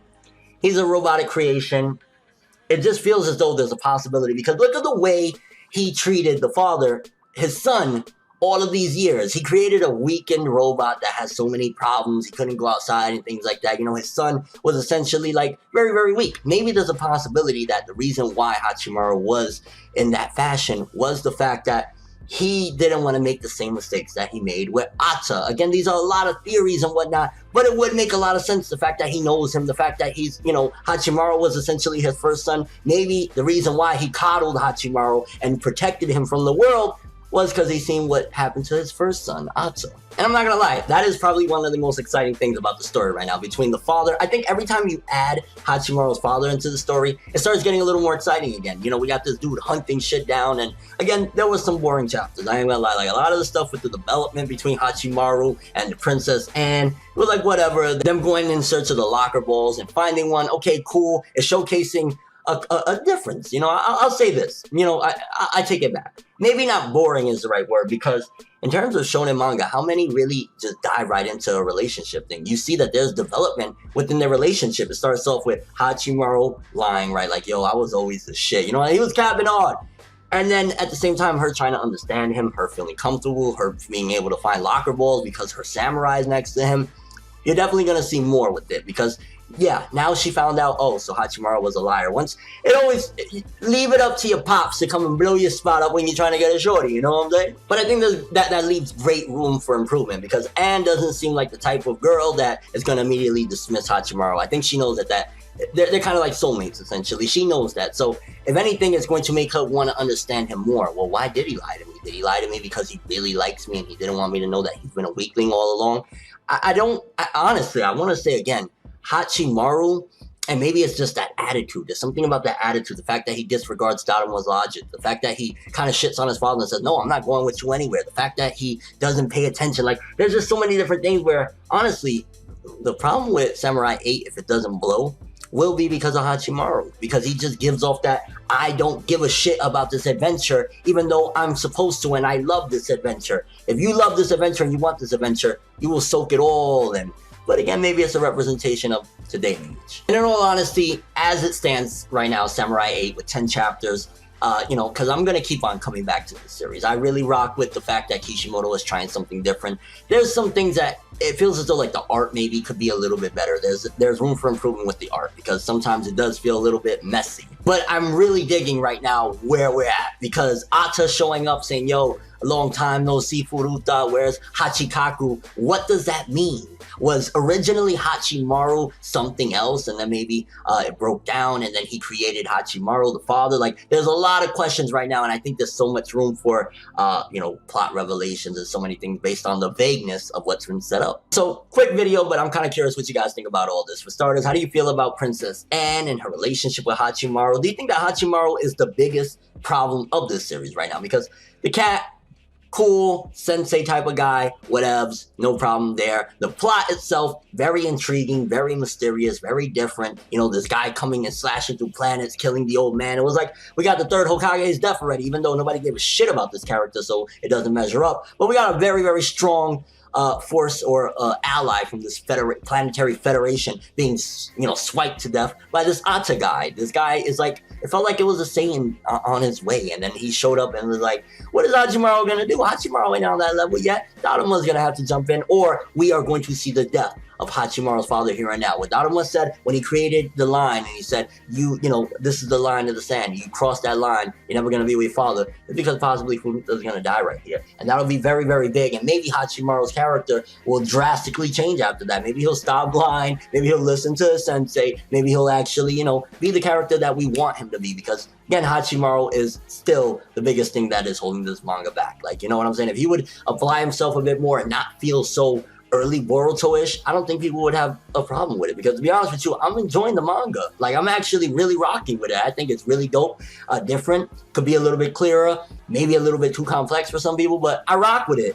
It's just Hachimaru. Or it could just be that I'm kind of over the whole, hey, you need 1,000,000 years of character development because right now you're kind of a little, I'm kind of curious what you guys think about this. For starters, do you think that Ata was the original creation of Furuta? Maybe that's his first son, and that's why he, you know, kept Hachimaru all secluded all these years. Also, do you think Furuta's gonna die here? Ata's gonna kill him. How strong do you think Ata is? If he was able to kill somebody that Daruma used to fight back in the day, maybe there's a possibility the dude is about to really rock shit. You know what I'm saying? Maybe he'll kidnap Hachimaru on some, DBZ. Because if it feels like a DBZ-esque arc, there's a possibility he's gonna kidnap this dude, and then Furuta and the cat is gonna have to go and get him, and that'll be the end of Furuta. Big theory there. The overall thoughts and expectations for the future of Samurai 8. I'm not gonna lie, I dig it. There's still a lot of room for improvement, but this is very interesting. It's not playing by all the rules of a regular shonen. We're getting romance between the two characters already, the main characters. It kind of gives me a little bit of that Twin Star Exorcist feel, which Masashi Kishimoto was admittedly a fan of. That manga, where the two characters is like destined to be together or whatever. He was a fan of that. Maybe we're going to get some of that again with this, and that's why we're seeing that relationship developing, and it's not pussyfooting around like they already know, hey, we might be meant for each other. The overall thoughts and expectations for the future of Samurai 8. Again, right now, it's heating up. Ata right now is changing shit up and making it serious because we had a couple of character development chapters, not much development with Hachimaru. Maybe this will be it. Hachimaru's father is gonna die here. I'm calling it. Okay, I just gotta say it. And no disrespect because y'all know I love me some Naruto. But Naruto in the first 13 or so chapters was not at the level that Samurai 8 is right now. So for people that felt like it was a snooze fest, maybe in the 5 or 6 chapter mark, whatever, yeah, you might want to double check and jump back into this bad boy, because Samurai 8 is showing why Masashi Kishimoto is truly a manga creating legend. Let's talk about it.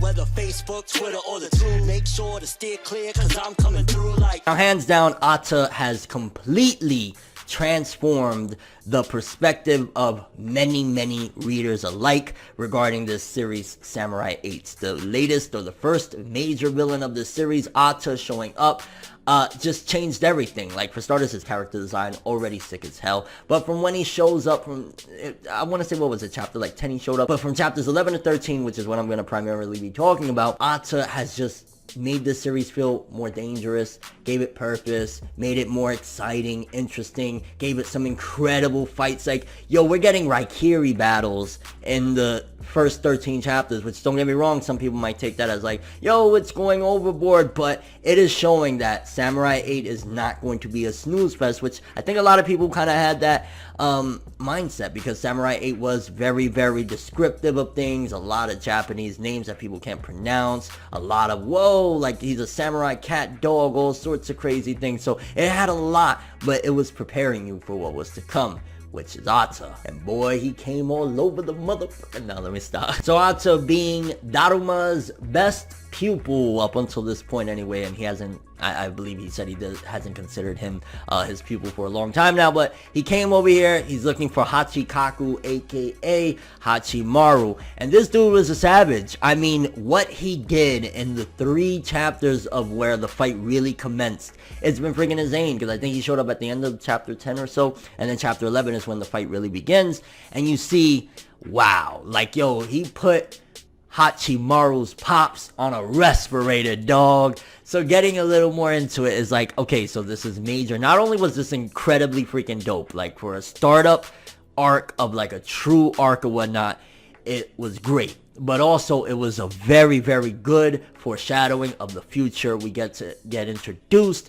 to that okay, so there's a group that they're trying to, because the whole premise of the series, if I'm not mistaken, is that they're trying to get these 7 keys, right? I mean, in the very beginning, there's 7 keys to unlock this box, kind of Pandora's box, I'm imagining, or whatever. So they want to do that, but it seems as though with this group, they're trying to create like artificial keys, essentially, to get this box open, and Ata and this group had enlisted Hachimaru's father to do that. Now I'm looking at it like, there's so much mystery right here. Okay, so Hachimaru's father created these, or he was creating skeleton prototypes for this, but then also Atsu's connected to Daruma, which is insane. So many connections, I know, right? Like, we're connected, bro. Enter the Matrix. But no, seriously. So Hachimaru's father was creating these, but he created an 8th key and then decided, you know what, I think that I'm going to make this dude my son now. What? But yeah, in chapter 11 we get a lot of crazy talk.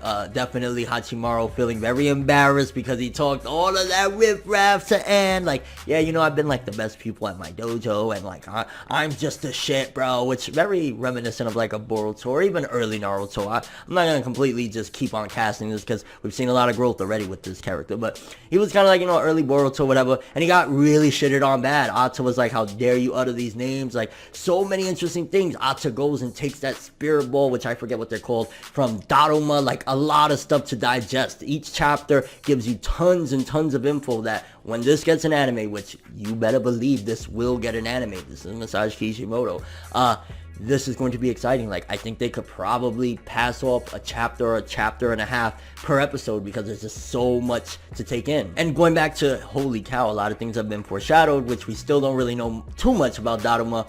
Ata apologized for abandoning Baku, the princess, and said, I know it must have left you in agony, or whatever the heck he said regarding like it affected Daruma greatly. I'm kind of curious, was Baku his princess? Did he like abandon his princess and went to the dark side? Or was that Daruma's princess that he was supposed to, you know, Ata was enlisted to protect, and like he was very apologetic? It seems as though if Ata started off as Daruma's, you know, apprentice, or, you know, one of his students, and also a friend, working together with Hachimaru's father, which I think his name is Furuta, if I'm not mistaken.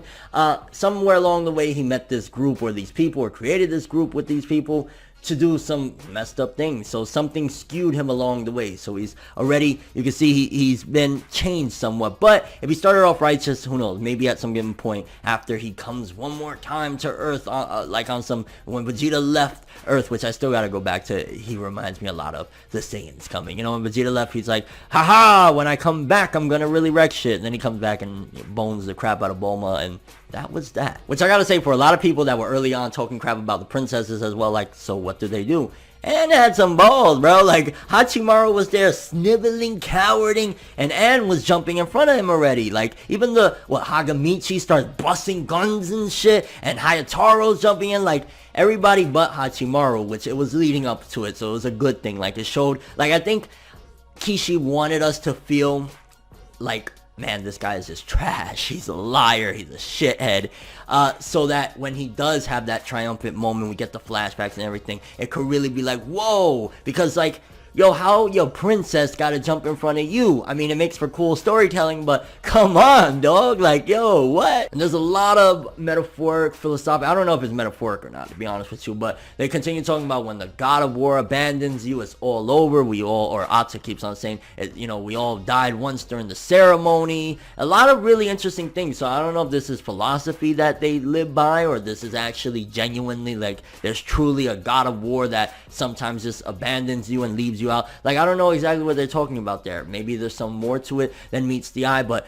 just so much interesting detail that really makes me look at it like Kishimoto really thought this one out. He really took the time from Naruto to this series to do his studies and really make some interesting shit. And going back to Furuta, Hachimaru's father, he was, again, seemingly a scientist that was had abandoned them. So why was it that he abandoned them at the last moment? Was it that he created Hachimaru? I'm imagining it was that he created the 8th key, Hachimaru. Maybe he, at some given point, started to develop like a bond with this character, didn't want them to destroy, or he put something very special into this one, and because they wanted to maybe destroy it, discard it, like, we don't need that one, that's an 8th one, he probably ran with it, I'm imagining. And then we also see that he essentially reconstructed himself, because Ata says that, wait, you were human, what's going on, how are you mechanical? So a lot of just so much setup for the future of like, okay, this gotta be explained, that gotta be explained. I remember Kishimoto saying in an interview that he was very, very regretful that in the beginning of Naruto he didn't set up a lot of things, he didn't pre-plan a lot of things, so that later on, aha, this was meant for this from whatever. So again, we have that. But the professor has a mafuba, if you a la Dragon Ball Super, a sealing technique essentially that he created specifically to do a suicide mission, essentially to seal off Ata inside of him. That was freaking crazy. Like, yo, this series just did a whole 180. It was low-key, yeah, it was kind of slow and boring for a few chapters. And it went from that to, we got a Mafuba seal. Ata didn't completely get sealed away, but he got, like, ripped up into, like, he's just a half a torso and an arm and shit like that. Freaking insane. And then chapter 12 is where I went, okay, I can't hate on Hachimaru anymore. The hate must die. Well, I mean, at the start of the chapter, I couldn't completely say that because we had some beautiful color pages. And Ata goes to slash Hachimaru, and as a great father. Like, I love the bond. I love how this is different from Shonen, where it completely excludes the main character's parents. Like, you know, Naruto didn't have his dad was dead. He did the exact opposite. Maybe that was intentional. If Kishimoto made a main character that had no parents and had a father that Minato left Naruto out, you know, in a really bad predicament, he wanted a very, very protective father. So we got that Furuta jumps and takes a slash to the back. On top of already he was weakened from using this sealing technique that was inside of him. He gets slashed in the back as well, protecting his son. So you could tell that Kishimoto definitely really wanted to show this is a good father that really cared about his son. And he did a freaking incredible job. I'm not gonna lie, when Daruma said he needed like 2 to 3 minutes to recover and that he even had to go to sleep, part of me was laughing about the sleep part, but it also kind of reminded me of like when Goku told Vegeta, I need 1 minute so I could get my ki back so I could take out Kid Buu. That's kind of what it reminded me of, except Daruma, after those 2 to 3 minutes, he actually eventually puts in work. And then the flashback, which really like, it's been tugging at the heartstrings, this series. Like, you know, again, I keep on going back to it that people were really going in on this series, but you get the flashback where Hachimaru was again a really, really bad crybaby in the past, and you seen where his father couldn't even go to the store to get medicine without this dude freaking out and crying his eyes out.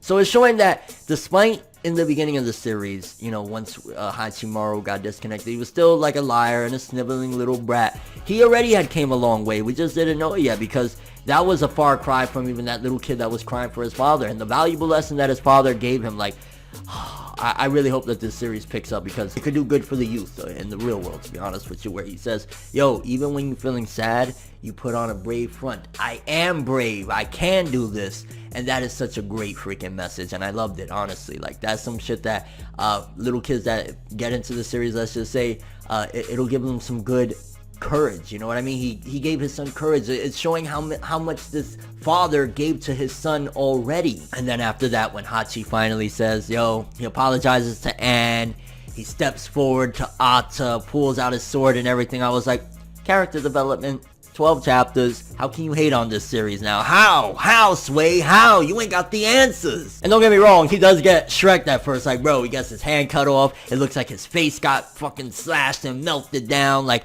Ata's not playing, bro. Ata is such a freaking beast. He's turned this series around so much. But then you even get to a point like, yo, Hachimaru's dodging Ata's attacks little by little. And obviously, again, because people are going to be like, wait, how's this sniveling little brat? Remember, this is a dude that is just basically like a torso and an arm and a head. Like, yeah, he's not nowhere close. Like, come on now. If Hachimaru can at least do that after being around Daruma this time, like, come on, what is he good for? Because I know people are probably going to be like, oh my god, like, how is Hachimaru even standing 1 foot against him? Like, come on, bro, he's a torso. And then he even gets stabbed straight through the stomach jumping in front of Anne, and that's where I knew, like, I can't hate on him no more. Well, that wasn't. There's been so many moments already, but that was just another defining moment that we got major character development. He actually protected the princess. So, you know, it gave Daruma, for example, like, oh, wow, so I know now that this kid has courage. Like, there we go. And it was, again, going back to everything that his father gave him. It's really showing that whatever happens with Furuta, whether he survives or not, he definitely raised his son well. Maybe he sheltered him for his reasons, obviously, like, look at what happened, but he was still raising his son the best that he could. And then at the end of that chapter, of course, he went straight for Ata's neck. He went for the jugular, baby. Like, the action in this series, pretty freaking hype, bro. Again, with how many? 13? And then when chapter 13, Ata gives Hachimaru props. He's like, yo, okay, you ain't that much of a sniveling little bitch, I see. Like, hey, good job, bro. And yeah, like, that's kind of, I think, the audience in a way. I think a lot of times when authors bring in villains, it's kind of like, in a way, a silent way of acknowledging or just any type of shit talking in general, is acknowledging what the fans felt. And a lot of what the fans felt was what Ata said, like, okay, I'll give you a little props, bro. Yeah, alright. And then he says, you're quick on your feet, unlike the other 7. So, with the revelation at the end of the chapter, let's start connecting it, because obviously at the end of the chapter, we know there's like a million Hachimarus or whatever. Well, not a million, there's, 7 other ones. So, Hachimaru has way more potential than all of them. Obviously, when he says something like that, that means that maybe they're slower, maybe they don't think as well, and that's probably because they weren't raised with the love of a parent. They weren't raised by Furuta. They didn't have these values. They didn't have any of this. So that's what makes him different already. This is what stands out from the rest. regarding Hachimaru and the clones. But before we jump into that, Ata also said, you weren't supposed to exist. We had 7, you were the 8th. And again, that goes back into my theory that Furuta, for whatever reason, didn't want to throw away this guy. He did not want to throw away Hachimaru. He created an 8th one. I don't know why he did it, what was the reason why he made him blonde on top of all that, but that's Hachimaru's the reason why Furuta left that organization, which seemed like it was bad anyway, obviously, if they're trying to create these artificial keys. If the whole point is that you need to use the real keys, creating artificial keys means that they're up to no good and they're trying to do things in an unnatural order. And bro, when Daruma did, what was it, a Star Crusher, which basically was like a giant Raikiri, it looked like Raikiri, electric dragon technique that Sasuke used against Itachi. That was basically what Daruma used on what was left of Ata to completely wipe him out. And yo, we 13 chapters and we're getting battles like that. Maybe you could argue, yo, we going really quick with this, but I think in today's society, and this is Kishimoto's answer to the times, in 2019, we cannot do what we did in the 80s and the 90s and even the early 2000s, where we got very small setup if we want to blow up. Maybe that's Kishimoto's mindset. Don't get me wrong, some series do that, but Kishimoto's like, I'm going to get all of the kiddos from this generation to rock with my shit. And that's how he did it, because that shit was so freaking sick. Like, yo, Daruma versus Ata. And we see that Hachimaru's father is basically on death's door. They got him hooked to a respirator, and he really went all in because his organs disappeared from using that technique. It's freaking crazy. Like, I'll straight up say, like, that was like Mafuba in the stomach. Ata was like the Saiyan arrival. There's a lot of Dragon Ball Z inspiration in this, but in a good way, because it's still doing its own completely different thing. Don't get me wrong. I'm not saying it copied. There's a slight inspiration, and it's really good inspiration, because this shit has been hype for like 3 or 4 chapters now. And then lastly, of course, we got the hologram of Ata, because this dude is like, you can't keep a good dog down, because dude is like, he got back again. This time he's a hologram just to talk shit and say, yeah, you ain't nothing special. Let me show you something real quick. And we see, of course, all of the Hachimaru clones or the other 7 keys, and they're like, hey, we're brothers, bro. I can't wait to see where this is all gonna go. Obviously, from what Ata said, they're probably nowhere near as, or don't have as much potential. Maybe they might be stronger than Hachimaru now, I don't know, but he said that early on in the chapter, Hachimaru was a lot quicker on his feet than the other 7, which again, that's from the lessons of his father. So they're probably, even if they're strong, they're probably not as bright or as passionate or have that special thing that Hachimaru has, because Hachimaru's a special one. And he says that he will return, so we haven't seen the last of Ata. I can't wait to see more of this organization that he's a part of. Why did the father leave it to begin with? Is he gonna survive? There's so many freaking awesome things. Daruma's ultimate potential, I want to see that at some given point, like, you know, his true form, his true nature.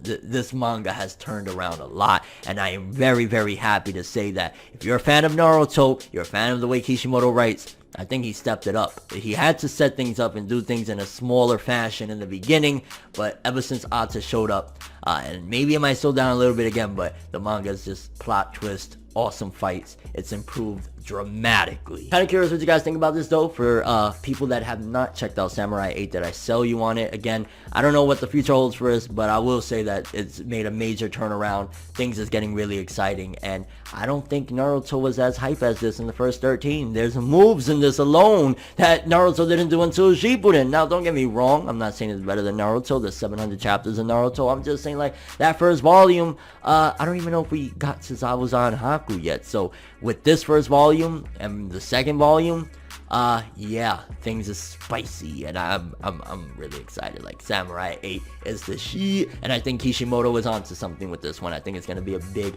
fan base. And if you are a follower of this, for starters, what do you think is the whole secret right there, that there's 7 other clones of Hachimaru? What makes Hachimaru special compared to the other ones? What are you predicting regarding this organization? Why did his father, Hachimaru's father, leave him? And why did Daruma also disown this guy Ata? Like, why are they trying to create these keys? Why don't they just try and go get the keys?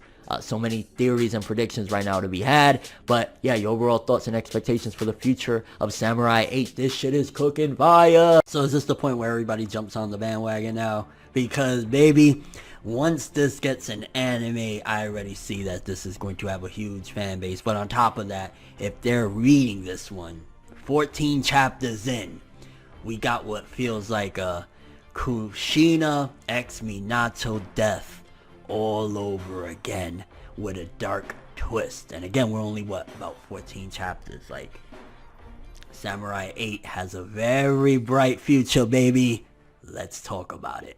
Whether Facebook, Twitter, or the two, make sure to steer clear, cause I'm coming through like. So this chapter, we get bombshell after bombshell on top of one of the most emotional moment thus far in this series. And honestly, I see Masashi Kishimoto what he's trying to do, because there's so many things that he's setting up for later on down the road, but he's also giving us stuff for now, and he's also just playing with the feels, because yo, there's not many series that can make you feel like, damn, son, this early on. Make you feel like you know these characters already. Make you feel a certain way about them with what happened at the end of chapter, again, I want to say it's 14, with Furuta, aka the professor, aka Hachimaru's father. But let's start from the beginning. So we got the 7 other brothers to Hachimaru.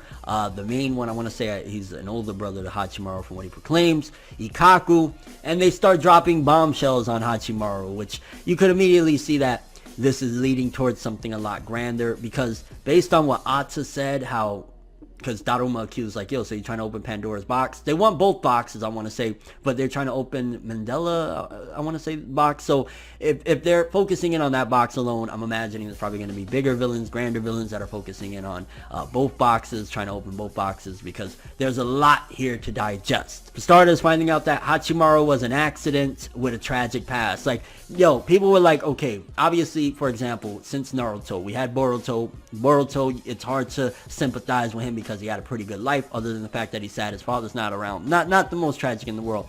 Let's do a rundown.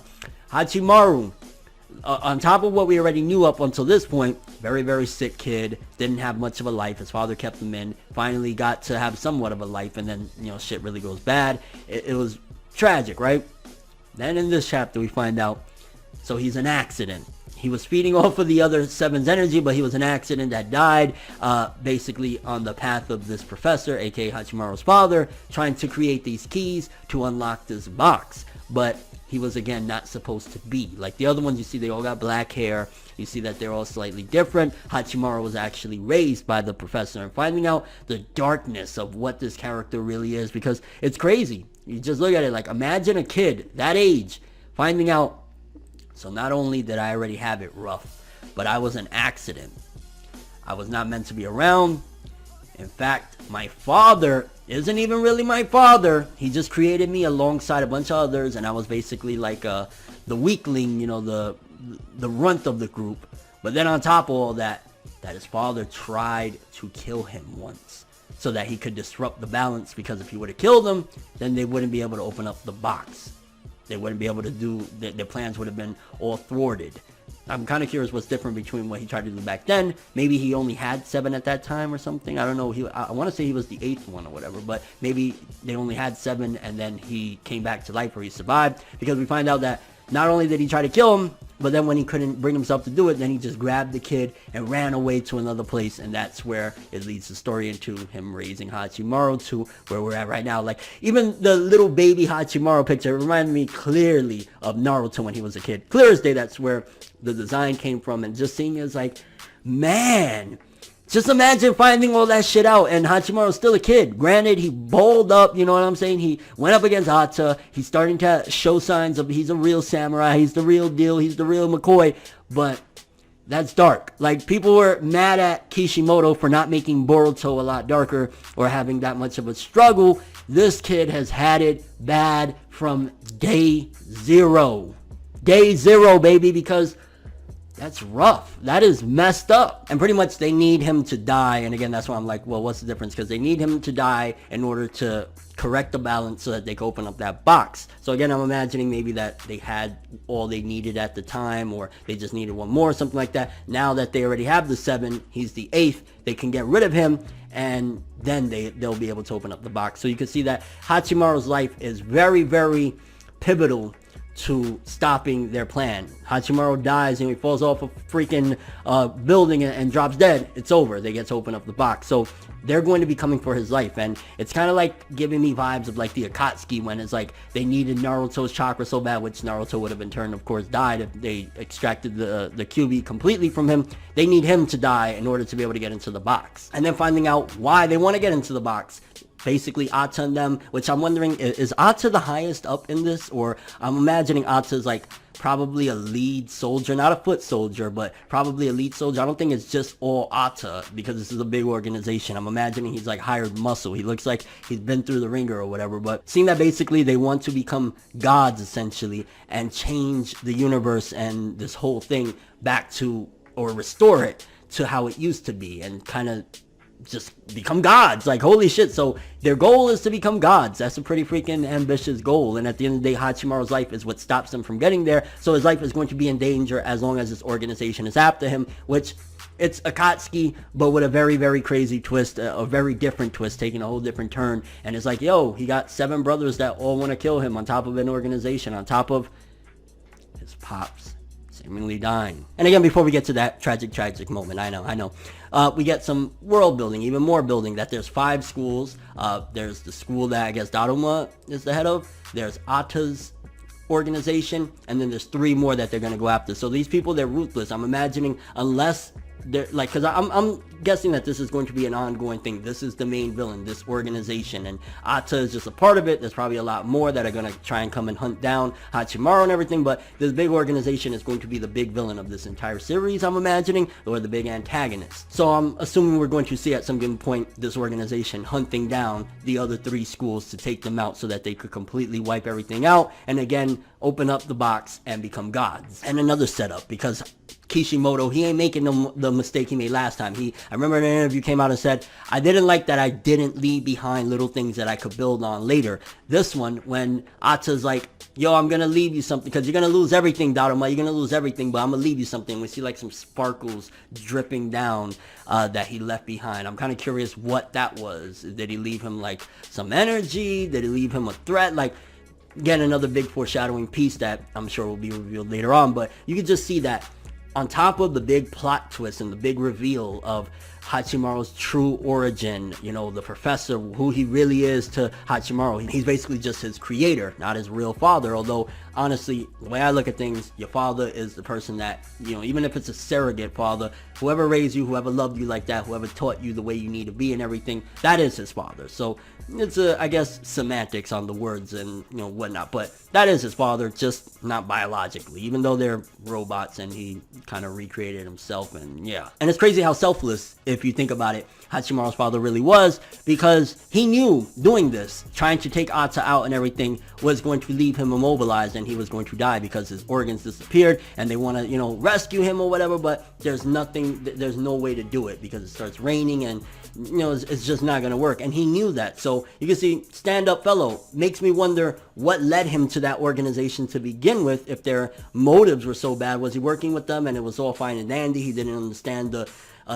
stakes at hand of like, yo, they want to become gods and wipe out the world and change everything. Or like, why would you work with an evil organization like that if their goals is just so messed up and wrong? And also, if he was Daruma's student, what led Ata to this group? Like, why are these people joining up for this organization if they're just so freaking bad when they were once good? Like, obviously they had some sort of fall into depravity, or they were tricked. And I mean, even when the professor is like, yo, everything they said is true, you know what I'm saying? Everything they said is true, and I once tried to kill you and all that.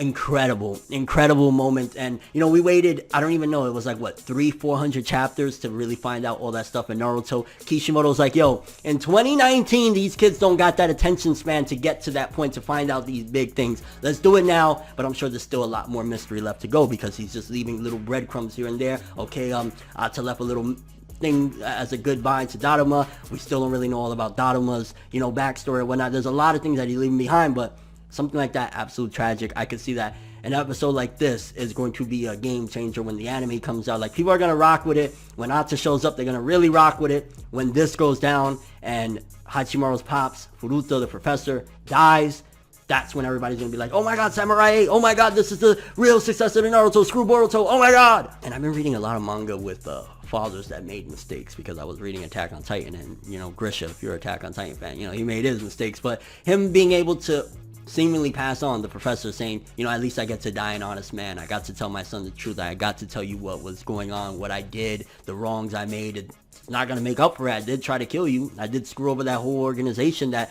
initially I was helping to create this weapon, basically, to open up this box that God knows what's gonna happen. You know, they trying to become gods, but at least I get to die knowing that I told the truth. And it's like, it's very, very bittersweet. The panels where Hachimaru is crying, where, you know, the father says, yo, now you got to do it so that you can be a strong samurai and protect this woman and protect the universe against Ata. It's an incredible moment. If they reverse his death, I ain't gonna lie, it's gonna be like, yo, why would you kill this character so soon and then reverse it? I really hope Kishimoto doesn't do that. And he's not notorious for doing things like that. I mean, we had Edo Tensei, but they, you know, they all died again anyway. But like, hopefully this stays as a staple, because this is a huge character developing moment for the main character. His father's death is going to change him completely. Like, I'm imagining he'd still be silly, but all of that rude shit that he was doing early on, not listening to Daruma, not really giving a shit, just, I'm gonna be a samurai, but I'm not gonna do anything righteous or justice or anything of that nature to be a samurai.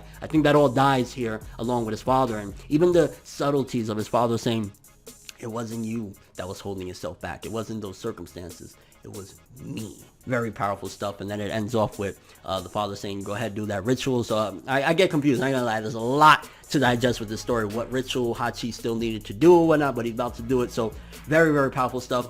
Best chapter of the whole series thus far, 14 chapters in, and again, like every chapter has been topping it. I don't know what the next arc is going to be able to do. Maybe we'll run into one of the brothers at some given point. You know, the 7, I don't know if we're going to fight all of them at once, how many people are in this organization, when we're going to see Ata next, but I will say right now that this is once again on the path. Like, don't get me wrong, Naruto was hype in the beginning, the Zabuzan Haku arc, but I don't think on this level of writing, plot twists, or none of that did we get that in the beginning of Naruto. Zabuzan Haku, great arc, but did it reveal all of these things about Naruto, or did we take a while to get there? Look at how much we already know about Hachimaru in this short amount of time. Granted, that could be a bad thing, because, okay, well, what's left for down the road? Or is this going to be a short series? Kishimoto said he's going for 50 to 100 chapters, I think. He said about like 10 volumes. Well, it's like, for right now, that's still ways off from where we're at right now. So very curious to see how it's going to go down. Kind of curious what you guys thought about this chapter, though. How did you feel about that ending? Did it impact you? Do you feel as though that's a mini or a better or a darker version of the Minato Kushina death? Don't get me wrong. We had a lot of time to spend with these characters,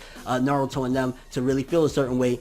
I still felt the way 14 chapters in. Granted, maybe not as strong, but it was dark. It was well thought out. It was very tragic and sad. And hopefully this is a very, very pivotal milestone for Hachimaru to develop into becoming a true samurai. There's so much lore in here. Akala, the god of war, so much in this one. But hands down, 9 to a 10 out of 10 for this chapter. This is for a brand new story. Incredible. I just hope that Kishimoto ain't emptying out the bag real quickly and early on, because this is like chapter 50, chapter 100, chapter 400 type of shit that we're getting this early. But it's going to build a fan base. If this doesn't build a fan base with, you know, the manga and the anime comes out and that doesn't build a fan base, then I don't know what people are reading and what they're watching, because this was really good and again shows so much potential for the future of this story, Samurai 8, The Tale of Hachimaru. I said it before and I'll say it again.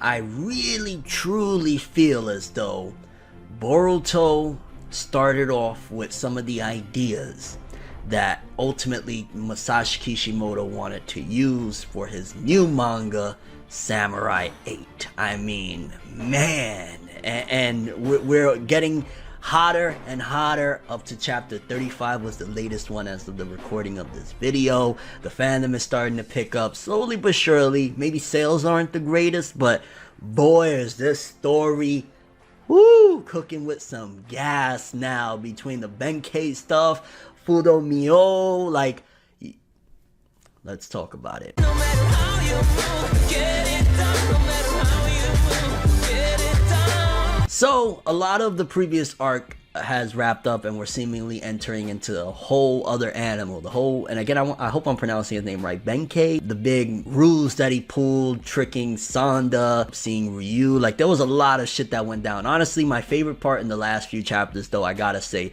hands down, Daruma's transformation into that Hokage Naruto-esque looking look that he has, his, human form, his real form, because Fudomyo, such a deep and complex thing, and everything that he said, I was really trying to pay attention, but it was just like, it felt vague, but very mysterious and amazing at the same time, because what do you really say is Daruma's true form? Is it this sleeping cat? Is it truly the human form at this point? So many different things, but hands down, when he transformed and he looked epic as hell, that was just like priceless. Like, oh my gosh, when that hits, when this gets an anime, because regardless of sales of what, I truly believe that Shonen Jump is not going to throw out Masashi Kishimoto, their prized writer that they still to this day are making money off of his old work with Boruto coming in and shit like that. They're going to allow this series to get to where it needs to go. I mean, even you go back to like a series like Demon Slayer. Demon Slayer didn't pop off until all the way when the anime came out. Then now it's 40 million plus sales, surpassing My Hero Academia and everything. So I think they're going to allow this series to get to anime, and when it does,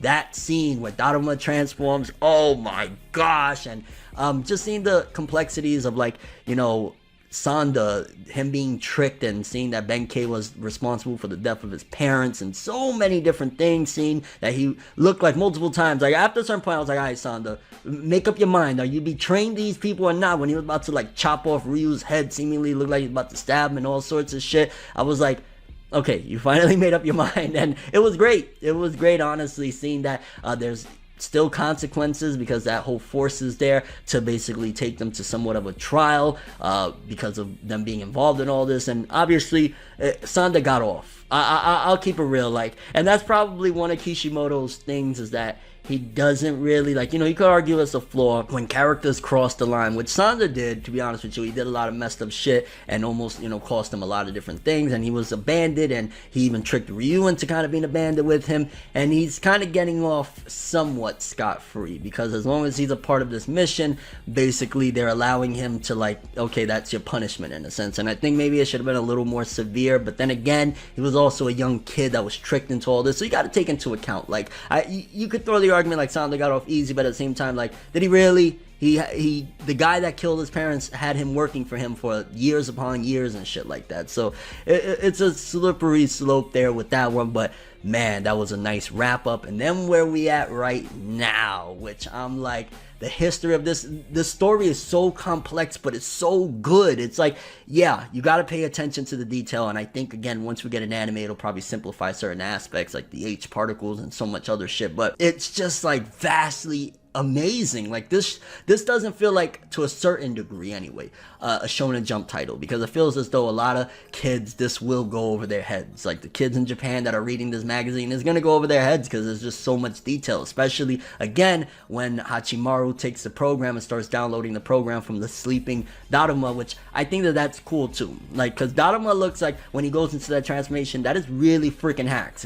I'm gonna call it his Hokage Naruto transformation, because that's what I see. Like, even when we see the panels where they're inside the program waiting for it to load up and shit like that, to me it's like Daruma in his human form looks like Hokage Naruto, and Hachimaru looks like Boruto, especially some of the little comedic moments, which, yeah, it's whatever. You gotta throw in some comedy sometimes. I mean, even Fudomyo kind of reminds me of the Sage of Six Paths, Hagoromo. Like, so there's definitely inspiration, and I'd be a hypocrite if I didn't call out a little bit of, like, okay, so you're kind of reusing some designs, because I did go in very heavily on Eden Zero for reusing art and shit like that. And mind you, it is their art style, but it just feels as though with Samurai 8, like, he's taking, which Hokage Naruto, some people didn't like the design because of the hairstyle change, and people don't really care for Boruto. So I feel as though he took those ideas and concepts and elevated them.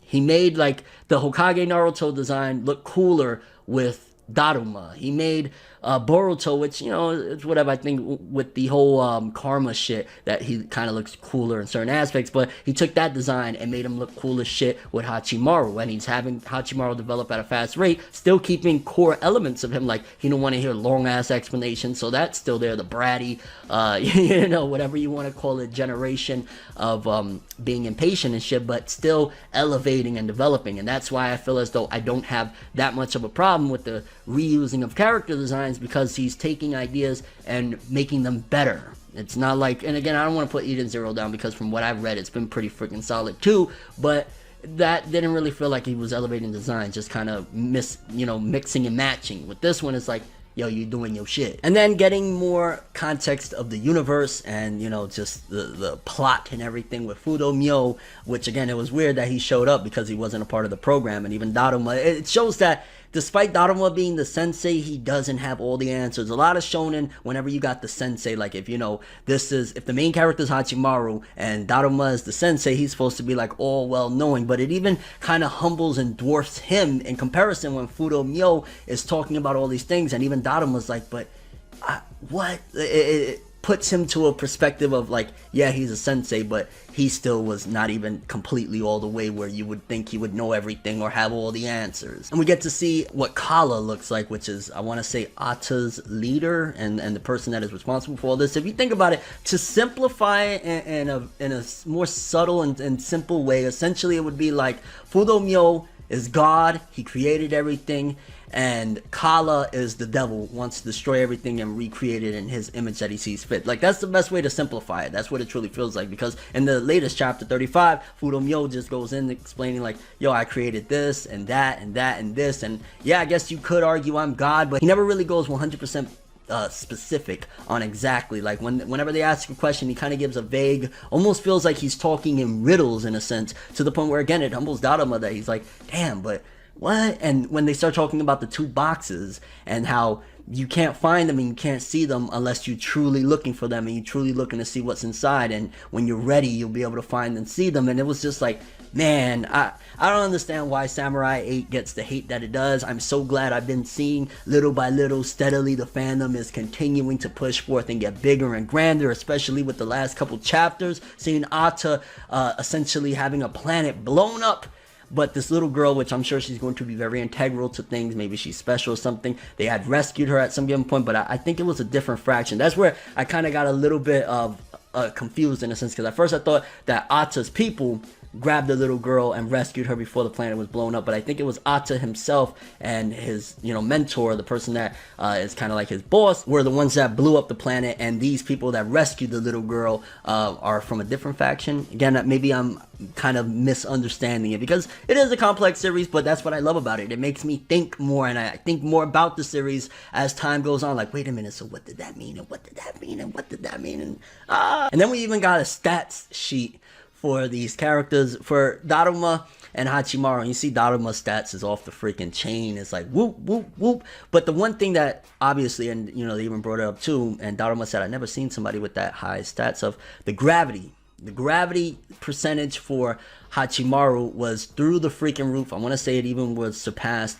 Daruma's. So that's going to be very integral and important to how Hachimaru moves forward and how strong he's going to be, because right now he's a weakling. You look at the stats, some of them is 0, some of them is like 7, and this dude's is like 1500 and shit. So you see that Hachimaru has a long distance to go, but that doesn't necessarily mean that he's going to lose, because we've seen his will. Hachimaru has allowed him to beat opponents that are way stronger than him by using strategy and just overall having, you know, and praying for him and so many different things. And honestly, again, me even making a video, unless I really dove in and had like a whole script and everything, doesn't do this series justice. This shit is fantastic. The Benkei arc was great with Ryu and Sanda's retribution and all of that stuff, and then now this essentially God and Satan type of stuff that's going on with Fudo Myo and Kala, and you know, getting more insight into the box while we're waiting for the program to download. This would make, honestly, Samurai 8, if they made this into a really, really good RPG video game, this would be a fucking amazing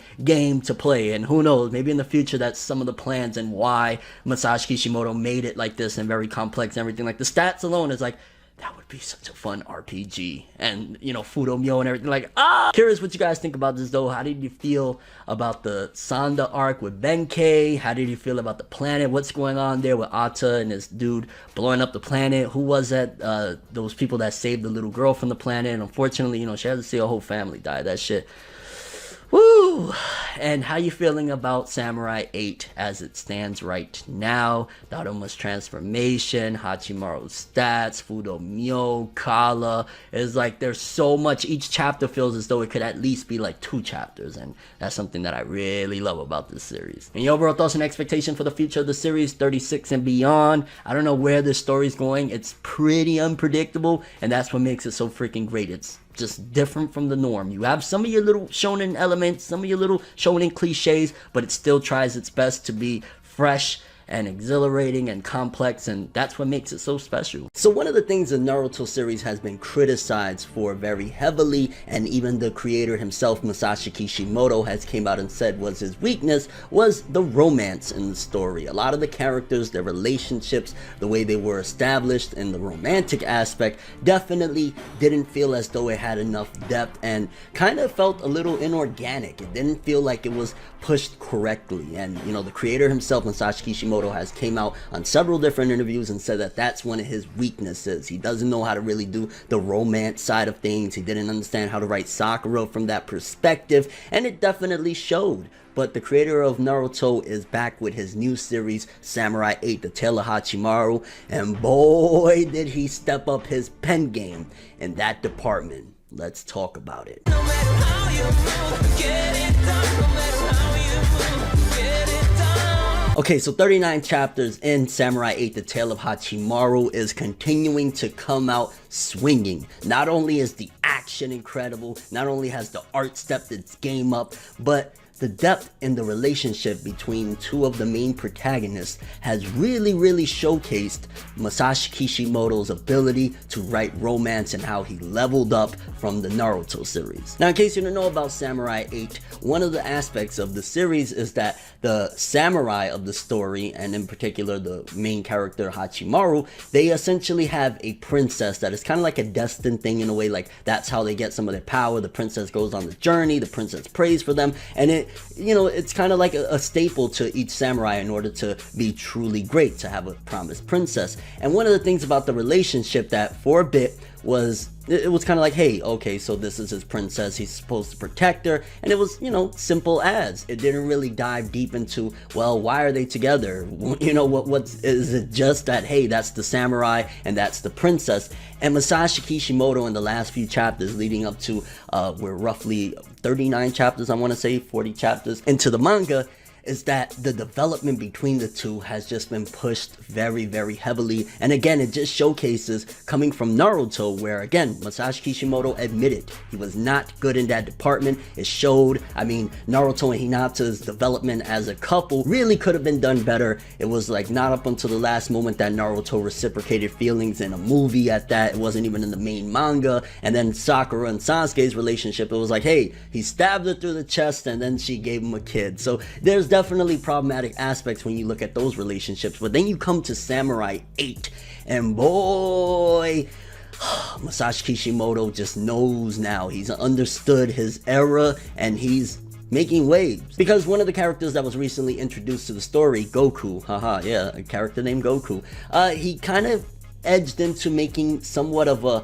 not necessarily this, but like kind of a love triangle, because he kind of made Hachimaru start feeling a little bit insecure about his relationship with Anne, the main female protagonist. She's supposed to be, you know, promised to Hachimaru, and up until this point they've been going on a journey and he's been trying his best to protect her, but it started making her question certain aspects, because her relationship with Hachimaru, one of the things that kind of made her get drawn to him was, wow, he reminds me of my brother. And she went through a lot with her brother. Her brother actually committed suicide, trying to become a true samurai, but it didn't work out and he died. And it was one of the things where it's like, well, that's my protector. And with Hachimaru, from his point of view, it was like, well, that's my promised princess. I gotta protect the princess. This character Goku and how he was kind of interacting with Anne made Hachimaru jealous and made him feel like, well, damn, you know, I'm good too. What's going on? And kind of made them distant for a small bit of time. And then it started bringing up the question to Anne, like, Do you like me?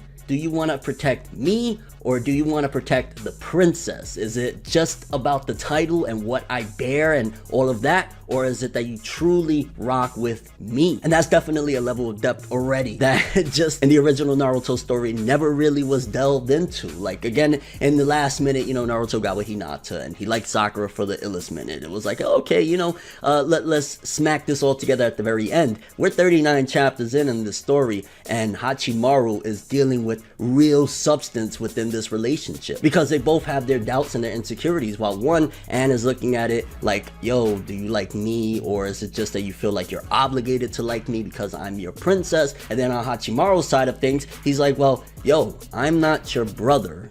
You know what I'm saying? I'm not gonna protect you like your brother. I'm gonna protect you like me, Hachimaru. Which I also felt like in a way was doubling up with the meaning with Masashi Kishimoto saying, this isn't Naruto, this is Samurai 8, baby. And I just definitely had to applaud the strides and the growth of as a writer that Masashi Kishimoto has had coming from his previous series. Don't get me wrong, Naruto mega hit. I love the relationship he has with Hinata, especially when you see little times that you do see him Boruto them together and interacting. He's like, yo, it was great that Naruto got a piece of happiness with his wife and having kids, etc., etc. But again, it just lacked substance. It didn't feel natural the way it was kind of put together. It was just like a last minute thing. With these two, they're developing as this roller coaster ride of a story continues. They're starting to understand a little more and get into, it's not just about titles, it's about you. And since we're so early in the journey as well, it feels as though it's truly building a bond. So when we go, you know, 139 chapters, 100 chapters later, assuming the series makes it, we're gonna be looking at it as, well, shit, they started addressing things about the relationship early on, so it won't just feel like it's slapped together. And it also now starts breaking away from just being like, oh, Samurai and his princess. Now it's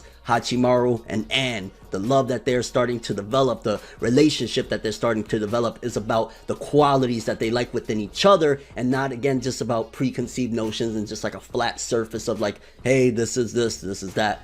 I like that. Because to be honest with you, there's not many shonen manga that even tackle that type of idea, like with the relationships in general. Usually relationships is like a last thought when it comes to romantic relationships. It's kind of like, okay, you know, that's there, and they usually back in the day especially would just tease it and tease it and tease it, and then again, like you look at Naruto or Bleach, they at the end of the story get the relationship that was just barely teased throughout it. This one is actually confronting it head on and putting it as a central piece, because your princess, you know what I'm saying? You can't just have like, oh, that's a princess. Like, it's almost like if they didn't start addressing this, then it would kind of be like one of those things like when like kings marry off their sons to women and shit like that, because again, there would be no like connection between the two. And I feel as though that character Goku was very, very important to piecing that together. You needed to add a little bit to make Hachimaru feel as though like, whoa, you know, maybe this can't last forever. Maybe it's not just because she's my fated princess that she's going to be mine. I need to look at it further and deeper. And it just shows his development as a character. Like,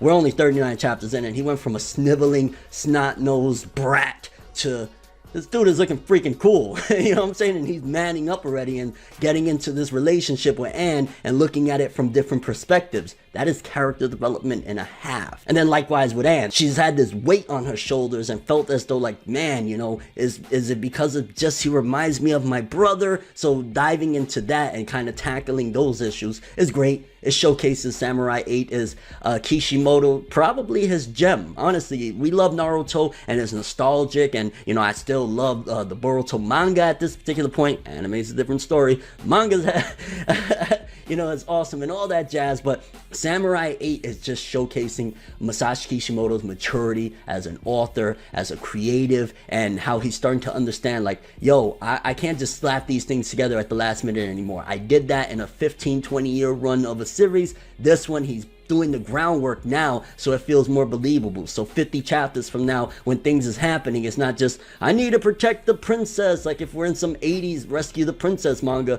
No, I need to protect my girlfriend, I need to protect my wife, I need to protect And again, I gotta applaud and praise that. Like, shonen manga, minus maybe like Fairy Tail, don't really address relationships in a romantic aspect because like they don't want to shoo away, you know, the young boy readers. But I think that's all relative, especially with this type of story and the structure that was set forth of, you know, having the princess being important, your master, and all of that jazz. Is like, yeah, let's get in the nitty gritty of it. Let's develop these relationships. Let's show the development of these characters in these relationships, so it's not just like, oh, you know, again, like some 80s rescue the princess shit. Like, nah, we've evolved beyond that. But I'm curious what you guys think about this, though. For those that don't read Samurai 8, you should read Samurai 8. It's freaking awesome. How do you feel about those relationships back in the day where Naruto and Hinata, how they got together in a movie that wasn't in the manga, and then likewise with Sakura and Sasuke's relationship and how they kind of got together at the last minute despite all the dramatic shit that Sasuke did? Do you feel as though they felt any type of genuine? I feel as though, to a certain degree, if you look at Sasuke and Sakura's relationship, you could argue that that kind of shows a resemblance, at least before Boruto. Like, after you get into Boruto and you see truly how Sasuke feels, is a different story, but it almost felt like a modern day toxic relationship that led to some happiness, I guess, down the road. And Naruto and Hinata's, it just felt like too last minute. Despite Hinata having these feelings, Naruto, when he first said, yeah, I love Hinata, he thought he was talking about, like, I love the way I love eating ramen. And for Samurai 8 readers that have read Naruto, how do you feel coming from that, seeing those relationships, the romance and how they were handled, coming to this and seeing how Hachimaru and Anne's relationship is developing? Do you see the growth? Do you see where Masashi Kishimoto has rose to the occasion and grew as an author? Because I see it and it's awesome and I had to praise it. I mean, it's just the evolution of an author, and coming from a big hit series and trying to do it again and doing it at this level, I rocks with it. Okay, so the new series from the creator of Naruto, Samurai 8, The Tale of Hachimaru, now with the latest chapter, chapter 41. I ain't gonna lie, it feels critical right now. It feels like a scary time to be a Samurai 8 fan, because despite the level of quality, like these last couple chapters, best chapters of the entirety of the series thus far, but also just standout high quality chapters. The thing and the problem with what's going on with the manga right now is that it does seem like it's possibly being rushed and could end based on everything that's going down. It feels like we're headed towards some endgame shit. Now, there's other possibilities as well, but between low sales of the manga continuing and just all around word of mouth here and there, back and forth, things are seeming real dire and scary for the Samurai 8 manga.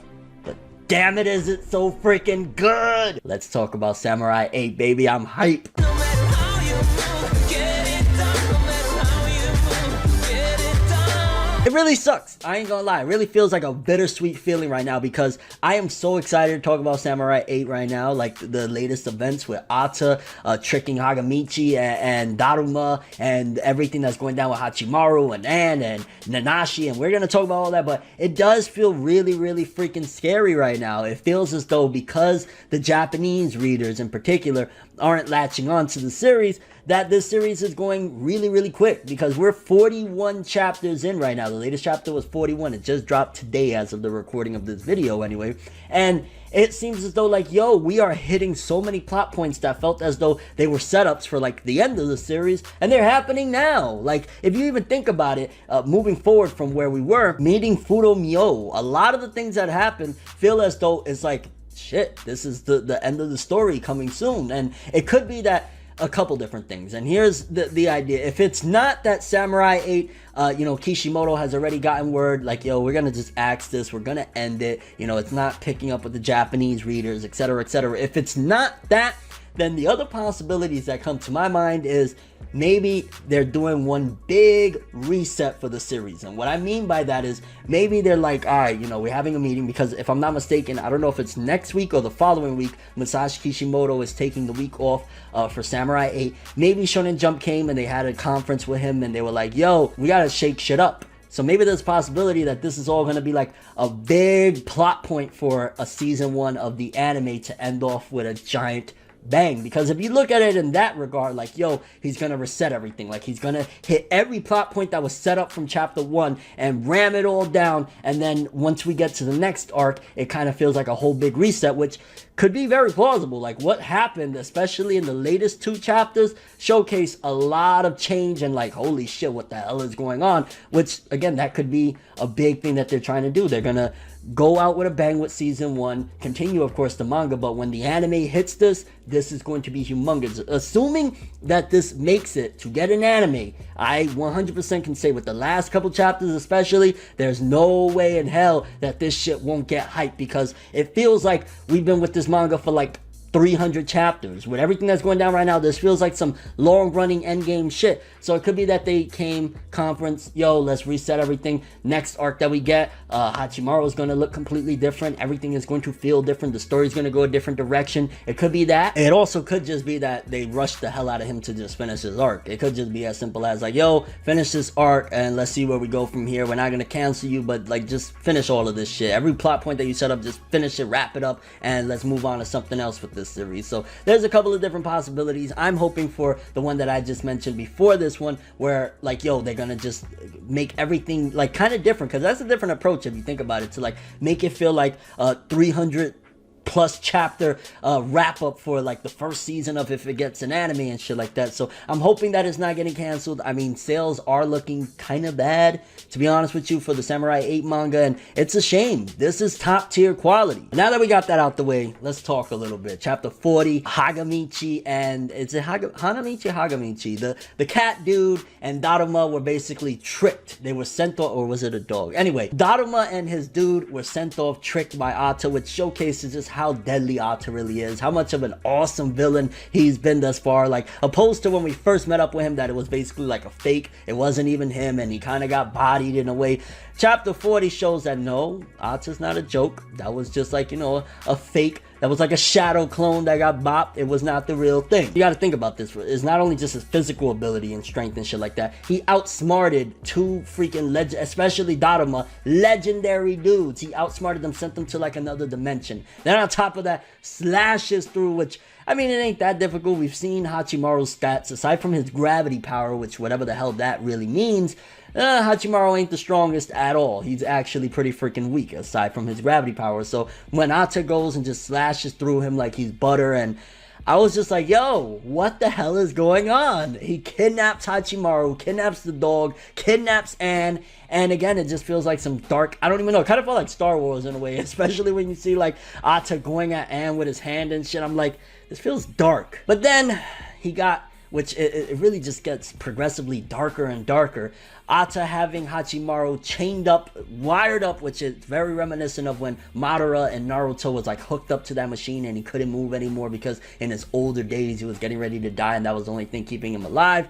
He has Hachimaru hooked up to that machine, took out, it's not his samurai, so I think it's his, the key, his samurai key if I'm not mistaken, took that out of his body so he can't even regenerate anymore. So not only is he completely destroyed and damaged, Ata slashed through the, like, he kind of looks like a little bit like Daruma if you think about it now. That's kind of interesting. But it's also reminiscent of Kakashi from Naruto with the scar going straight down the eye. But yeah, that is interesting that Daruma in his real form, his Hokage Naruto-esque form, has the scar going down his eye, which again, if my theory going back to earlier in the video about them like resetting everything, think about it, if Hachimaru returns with a whole different look with a scar, that's gonna look even more badass. Oh my god, do not cancel this series, it's so good! And basically Ata tells Hachimaru, you're gonna be here for the rest of your life. I'm gonna keep you around as like a battery for your brothers, the other 7, you know, the clones, or well, technically Hachimaru is like the clone, but he's gonna keep him around as a battery so they can recharge. Anne is gonna be their princess, and essentially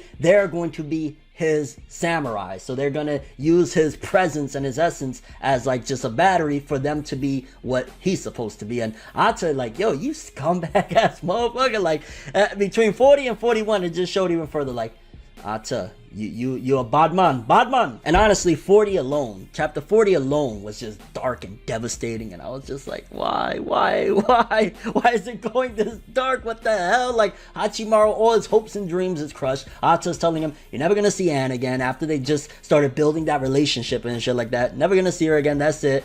She's our princess now, fam. We took your lady that sit in that soul, and it only leaves us with one beacon of hope. And that's the last page, which really made me even further look at it like, damn, they are rushing shit. When we see Nanashi on the way to save Hachimaru, a full-fledged samurai at this particular point, which I want to say the last time we saw Nanashi wasn't that long ago, but it was when we left Earth, if I'm not mistaken. So maybe like around the 20, so it's been about like 20 chapters since we've seen Nanashi. I want to say we got like one panel of Nanashi looking up and being like, holy shit, when Hachimaru did that whole thing and they bounced off the planet or whatever, when I think it was the meteor or the moon or some shit like that they had to stop. Like, that was the last time we seen Nanashi. But the way this looks, it feels as though it's been like at the very least a few months. Like, to be honest with you, like when we go to 41 and Nanashi's trying to cut the wires and can't really do it, that kind of shows that Nanashi just not that long ago became a samurai. So he or she? I can't remember what Nanashi wants to be called or whatever. But either way, the fact that Nanashi isn't capable of cutting through those wires, again, maybe a few months have passed. Obviously, Hachimaru has grown a lot. His tire changed, even though that doesn't really reference anything regarding time passing. But, you know, some time has had to have passed, right? They went through a couple different missions. The whole Benkei stuff, that must have lasted a little bit of time. So it's probably been a few months at the very least, which gives enough time for Nanashi to get off of the planet and figure things out of like, okay, I want to be a samurai, whatever. But either way, 40 alone, great chapter. But then 41... whoo! Because 41 starts off with Nanashi saying, hey, I got this power, where, as ironic and sad as it is, like, because, you know, obviously nobody ever would pay no mind, and it was basically like Nanashi was invisible. Now the presence can be completely blocked due to this ability. So we get a little bit of a setup for that, leading into other things going on, which Ata yet again. And these are the things where I'm like back and forth, like, oh man, they're rushing it for cancellation. Oh no, well, there's still a lot of things here, because we see Ata talking to his boss, which we still haven't gotten anything with the boss yet, right? And asking, can I now get Mandela's box's coordinates? And boss is like, I bet, here we go. And big bombshells right there, that which also makes me question so many things. There's so much world building that is still even going. Like the planet, I think it was called Planet Thorn, that is actually the Mandela's box, is actually the planet itself is the box, and the planet itself was Mio's locker ball. So this is God's locker ball essentially, but also this is Mandela's box. And Ata was there before, training with Daruma back in the day, but also this is Daruma's birth planet. So the build up and setup there is like, well, what does this mean that Daruma was born there? Is it just nothing? Like, hey, Daruma was born there, or is there more to it? Is this something? Because you got to think, go back to the beginning of the chapter with Daruma and his teacher, like, you know, they're looking for the box and the keys, and this is a big ongoing journey. They were born there. Was it Fudo Mio did that on purpose? So a lot of questions. It's like there's more setup as things are going really quick at the same time. Like now Ata has the coordinates to the box. Like, again, something that feels endgame shit. And I ain't gonna lie, props to Anne, because a lot of people shitting on Anne. Oh, she's just this little scaredy cat girl, you know, opposed to, despite the fact that Kishimoto said, I want to say he said at some given point, or somebody in Jump said that this is more of like going to be a progressive manga. And if you think about it, with the whole Nanashi being kind of like genderless, I want to say, or a guy that is a girl, or a girl that's a guy, whatever the heck it may be. And a lot of people shitted on saying like, oh, it's just, oh, in the back praying for your samurai. Shorty tries to grab Ata's sword, and Ata's like, yo, you can't unsheath that, and then starts choking the shit out of her. And I'm like, what the fuck? Like, yo, this is crazy. But props to Anne, and again, just showcasing she's not just a, yeah, you could argue she's a damsel in distress, but she's trying anything. Like, give me your goddamn sword. And Ata, he's a bad man. And of course we see again the brothers charging up, all that jazz. And the part of the chapter that really was deep, and I loved it and appreciated it, and this is why I've started to really get attached to these characters. Like, we're only 41 chapters in, and I really care for Hachimaru as a character. I care for Anne. I love seeing Nanashi again. When Nanashi and Hachimaru have that conversation, and, you know, Nanashi's trying to break down, which they threw like one joke. The whole chapter, as dark as it is, has one joke when Nanashi's like, oh shit, I came to save you and you're in your underwear. And Hachimaru's like, what do you mean? And then, you know, breaking down like, remember you told me when you don't have your sword or anything, you're basically without pants. So little funny joke there, which we desperately needed. That's one thing you could argue that is a flaw in all this, there is not a single drop of comedy almost. The comedy is very, very, very scarce in any of this, and maybe you could argue that's one of the reasons why the Japanese readers aren't jumping on it immediately. Like something like Eden Zero, the creator of Fairy Tail's new work, one of the things that is making it successful and blowing up and everything is because not only it has all this science fiction, which oddly enough Eden Zero is just like Samurai 8 in terms of the sci-fi action adventure shit, which is really weird, whatever, but it has a lot of comedy shit. This one is straightforward, a very serious story. So when you get even a little joke like Hachimaru, what are you doing in your underwear, I appreciate it. Like, yeah, let me breathe for that 1 second. And then like I said earlier, Nanashi trying to break the wires, can't break them, which again probably shows that Nanashi just became a samurai not that long ago. And one of the things when Nanashi says, "You're Fudo Myo to me," and it goes back to the dialogue that Fudo Myo had with Hachimaru where he's breaking down, like, basically, to put it very simple without me having to give you like a 5-hour explanation of all this shit, is perception is reality. So because Nanashi looks at Hachimaru as, you're my savior, you're the reason why I became a samurai, you changed my life, you're like God to me, you can be whatever based on perception. Whatever you put your mind to, you can become that shit. To put it very simple, because Fudo Myo blew me away with like all the intricacies of all the vagueness of what he was saying and shit like that. And that right there was beautiful moment. Loved it. Absolutely adored the character development that Nanashi's had off screen. I would love to see, if this series continues, some of those adventures and how Nanashi got to this particular point. And right there, that activates something for Hachimaru, where he's like, oh, I get it now. I can be what I want to be. I can do it. It's all right here. And Hachimaru starts basically like disintegrating or melting down and turns into a locker ball. He's like, I'm going to be whatever I want to be, dead or alive. And the chapter ends off where they're trying to put these boxes, you know, the brothers, and they're not filling up, which means that more than likely Hachimaru, with what happened with Nanashi, because he got loose from the wires, is probably disrupting that. Maybe we'll get some action next chapter of Hachimaru just coming through and voting all the brothers. I don't know. This was insane. Like, honestly, as I've said throughout this video, this feels like the manga's ending, which is really sad if it does end. I ain't gonna lie, I'm gonna be heartbroken. Like, I'm gonna be very, very disappointed, because it's such a great series. We're 41 chapters in. It feels like we're 400 chapters in, but it's so freaking good. I mean, I don't know what part I liked more, between the tragedy of Ata, you know, kidnapping all of them, chopping Hachimaru down, Nanashi's triumph and becoming a samurai and coming to rescue Hachimaru, and like, there's just so much about this manga. I love this series. And creator of Naruto, even if it got canceled tomorrow, I mean, don't get me wrong, I'd be really, really upset about that, but it just shows his writing chops have gotten 10 times better. What he's done in 41 chapters, like, insane. Curious what you guys think about this though. How do you feel about all that's going down with Samurai 8? What do you think about Ata tricking Daruma and Hagamichi, or Hanamichi, whichever way you say it, I can't remember. How do you feel about that? What do you think about Nanashi becoming a samurai? How do you feel about what happened with Hachimaru at the end, him basically turning back into like a locker ball and getting out of the wires? What do you think about Anne? So many questions. And do you think that the series is about to get canceled and they're rushing it, or you think that Kishimoto's just banging shit out, making it as hype as he possibly can, and then when we get to the next arc, it's going to be like a big reset in a way, and maybe it'll bring a lot of fans aboard? I hate to say it again. I hate to come into this video and say it again, but chapter 42 of Samurai 8, the Tale of Hachimaru, aka the latest and newest manga from the creator of Naruto, Masashi Kishimoto, it just screams either one of two things. Either it's ending, or it's getting some sort of, not reboot, but basically a reset, because this chapter 42 of Samurai 8, is very reminiscent of the ending of the Naruto manga.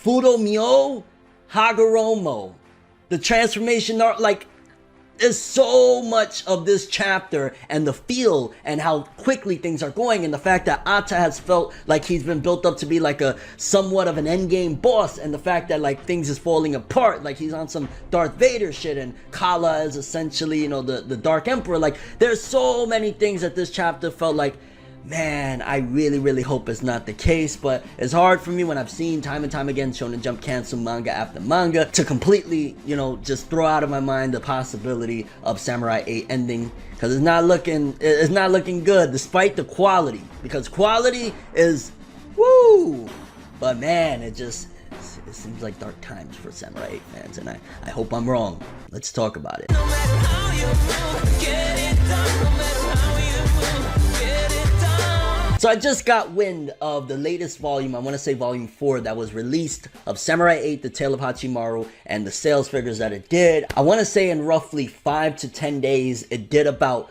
14 some odd thousand copies, which it's not great by any means, but that's been for the most part what the manga has been selling. Anywhere from 15,000 to 20,000 copies in the first week. And it's been like just kind of mid sales, nothing terrible. Like there's a series I saw that just did 5,000 on its latest volume, less than 5,000, like 4,000. So it's not horrible. That series will probably get the axe before Samurai 8, but it's not stellar either. Like I won't deny. I want to say even by that point, Black Clover was doing better sales than Samurai 8.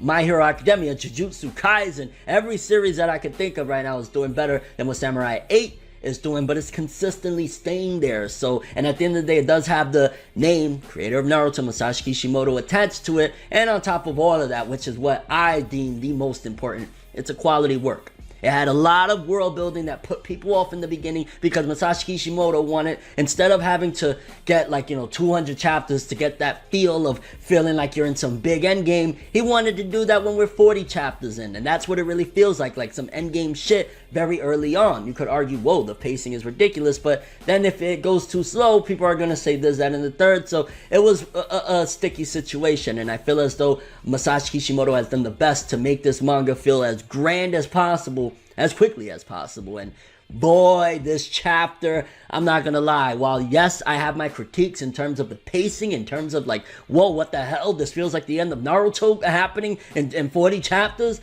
but it was freaking incredible, because it starts off with the Hachimaru brother clones are all there, and instead of them absorbing Hachimaru, they're the ones getting absorbed into this whole cube thing, which again, it feels a little complex there, like, whoa, well, the reverse, what the heck is going on? And then we get this incredibly drawn panel of Hachimaru as he's transcending to the Fudo Myo dimension, which is basically like a godly dimension, like the epicenter of it all. Think like Matrix, getting to the core of it all. That's kind of what I felt as though, and that's what I could partially attribute some of the feeling that I get of Samurai 8, almost like the damn Matrix. And he goes to meet Fudo Myo, and Hachimaru basically says, so I'm a Fudo Myo now. So basically, Hachimaru has kind of become a god in a way at this particular point, which is one big thing that already tells me, like, either we're gonna have a major reset or something, or this is ending.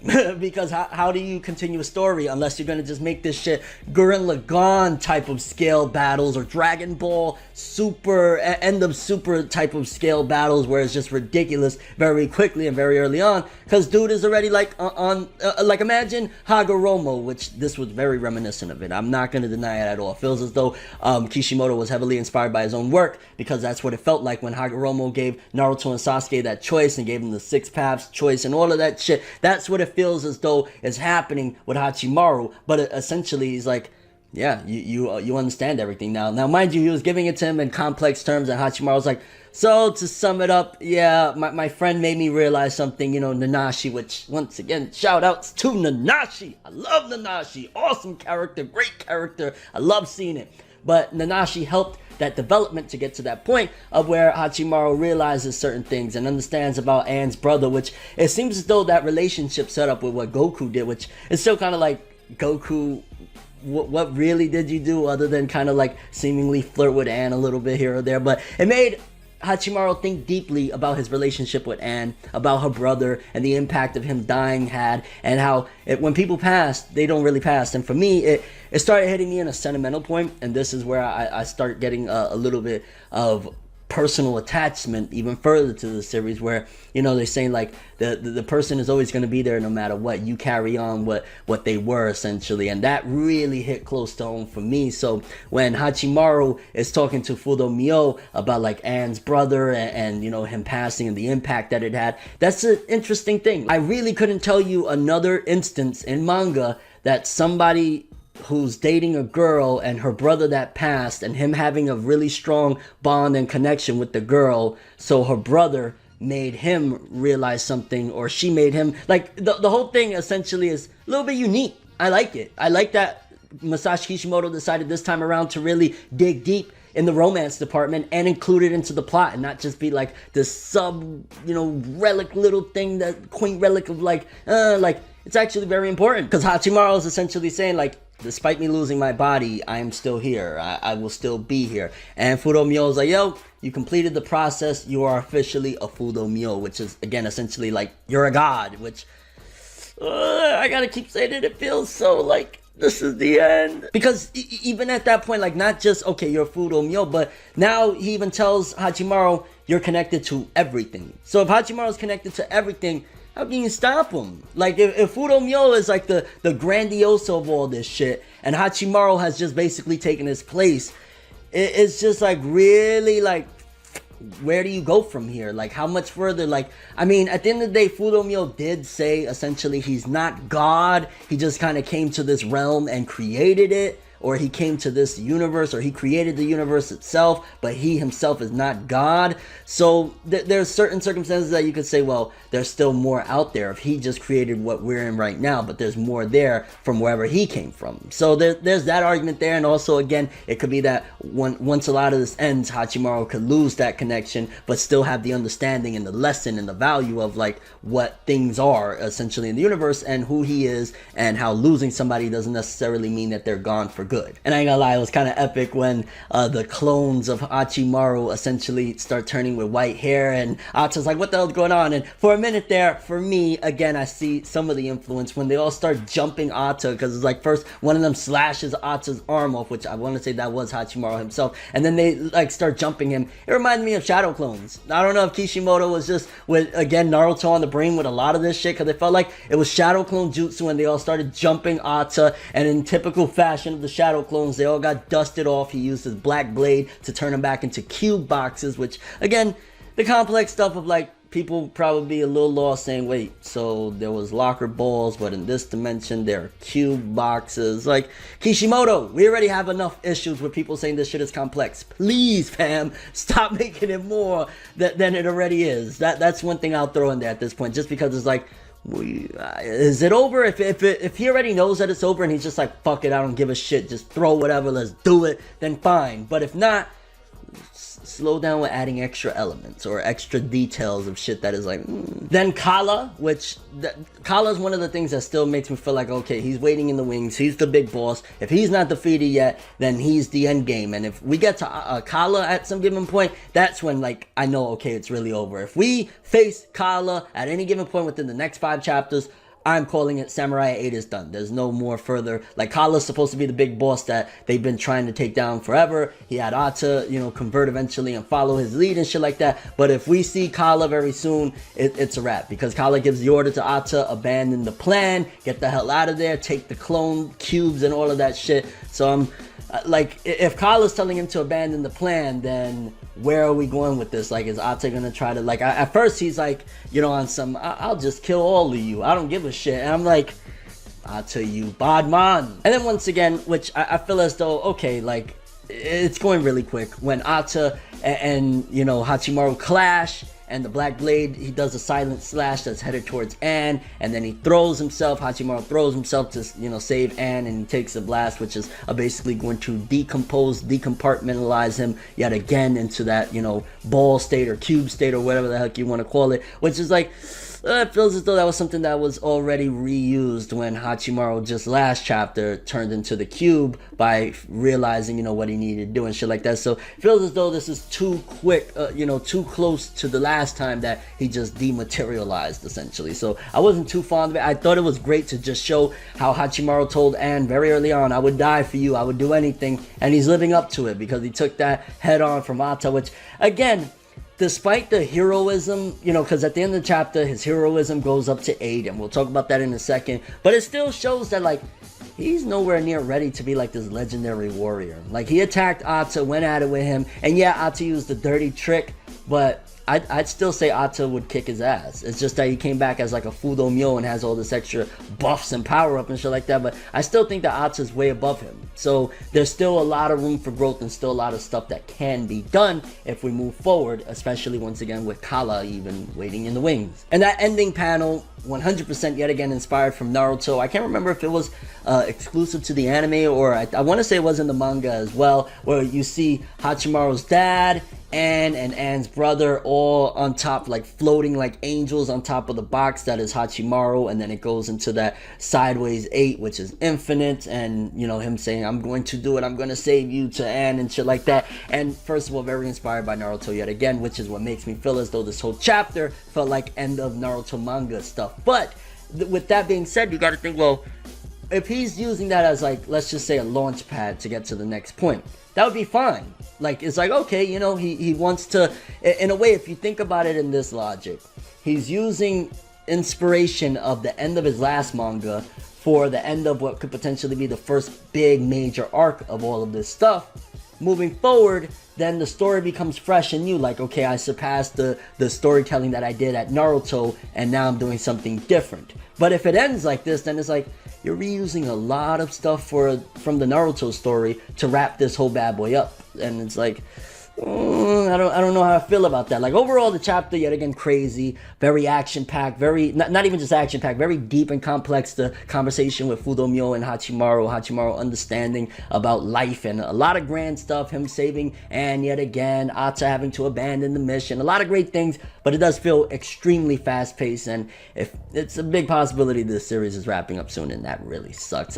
We have no confirmation yet. We got a confirmation that Volume 5 comes out in May, so there's nothing saying, hey, it's ending, but at the rate it's going, I don't know. Curious what you guys think about this, though. How did you feel about this latest chapter? Where do you think the story is going from here? Do you think that it is ending? Did this chapter yet again scream at you, this bad boy's wrapping up? Or do you feel as though this is just set up for the next thing to come? I mean, I hate to be like a pessimist, but that's just what I feel. And your overall thoughts and expectations for Samurai 8, The Tale of Hachimaru, with chapter 43 and beyond. I can't wait to see where this shit goes. Whether it stays or ends, it's been a freaking hell of a ride already. So a little shy of a year, we have to say goodbye to Samurai 8, The Tale of Hachimaru, aka the latest creation, the latest manga, the latest work from the creator of Naruto, Masashi Kishimoto. Boy, is it bittersweet, but definitely way more bitter. Let's get into it. I say we gonna do what we do, no matter how you move, make your move. That's how it be, though. Now, I'm not gonna lie, I'm not gonna come in here and hype the living crap out of this chapter, because it's clear as day, they had this man put probably like 5 years worth of storytelling into one chapter to get to the end, because in case you ain't here, Samurai 8 was canceled. It was, it got the axe from Shonen Jump, so to speak, due to not doing well in sales and rankings and all that jazz. You know, we've talked about this on numerous occasions, the main reasons being it was too complicated for people. Basically, this probably would have done better in a more mature magazine, like a seinen magazine or something like that, because it was just too much for Shonen Jump readers, too much explanations, too much world building, too much, just a lot of stuff for people to really take in. So Samurai 8 got the axe, and you know, it is what it is. It's sad as hell. For me, I am shocked, to be honest with you, to a certain degree, at how sad I really feel about this series ending, because, you know, it's only 43 chapters, but I think one of the things on a more personal standpoint, if I could just talk for a second about it, Samurai 8 came into my life in a time of uncertainty. A lot of things was going on around that time, and it felt like a fresh start for not only myself, but, you know, what I do here on YouTube. I was like, okay, you know, the creator of Naruto's back. I'm back. Let's do it. So, you know, I always felt like as life kept on throwing me, you know, hooks and left hook, right hook, left hook, right hook, I thought after a certain point in my journey that I'd be talking about this series for the long haul. I was really excited to see a fresh new idea, talk about it weekly. Of course, it's from the same creator of one of my favorite series, Naruto. So to see it go out like this, where, you know, this chapter, there was just so much where the man did a damn time skip in the midst of all this shit just to wrap everything up. it's sad. I mean, in a nutshell, Hachimaru was going at it against Ata. Ata was, of course, trying to do in, and I couldn't even explain to you that the amount of crazy shit that happened in this chapter between Hachimaru having space and time changed solely around him. So him and Anne kind of look like they grew a bit in this chapter, which is probably what the original character designs was going to be, assuming it had like a Samurai 8 Shippuden type of deal if it would have lasted the long haul. We've seen character designs for characters that we never even seen before, which is very reminiscent of a lot of series that get axed, like Hungry Joker, the original manga before Black Clover for that author. They had shown like a whole bunch of villains and stuff that we never even got to see yet, and he did the same thing in Samurai 8. There was like a page of like really sick looking designs, and I'm like, well, who the hell are these people? We'll never know. And it's just sad as hell. Like, we had a time skip in this shit. We had villains and characters show up that we never even seen or heard of before, just sick designs.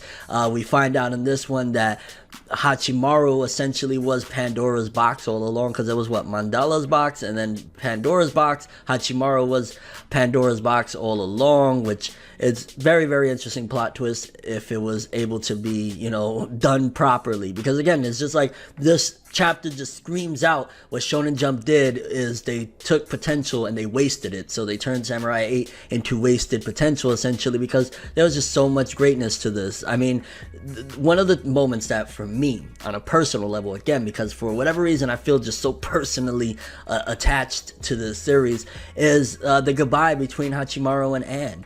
That right there was hard.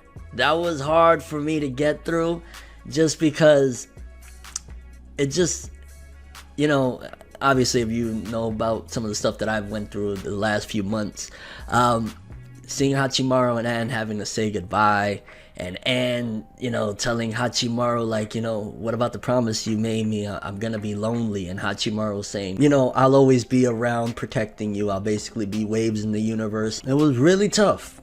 It was really tough to get through that with, everything with their relationship, which it's sad because that even was rushed. Like, we had the little thing go on with Goku basically being like a kind of love triangle in a sense, just to push Hachimaru and Anne to realize their feelings for each other and get to a deeper level beyond just like, hey, you're the princess, hey, you're my savior, my warrior.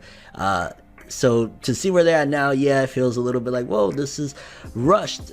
But I mean, at the end of the day, you just see the potential there. You see the potential there. I mean, even in this chapter, you see it goes that Hachimaru, all of a sudden, all his stats are infinite, which kind of makes sense with the Samurai 8. Now, there's so many different meanings that you could take the 8 being, you twist it sideways and it's infinite. So it's like, I guess you could argue it's called Samurai Infinite. If you think about it, the design of Hachimaru and Anne after the little time skip look thingy where Hachimaru has the samurai armor and shit, that was fire. And I remember Kishimoto drawing something very similar for one of the cover pages back in the day for Naruto.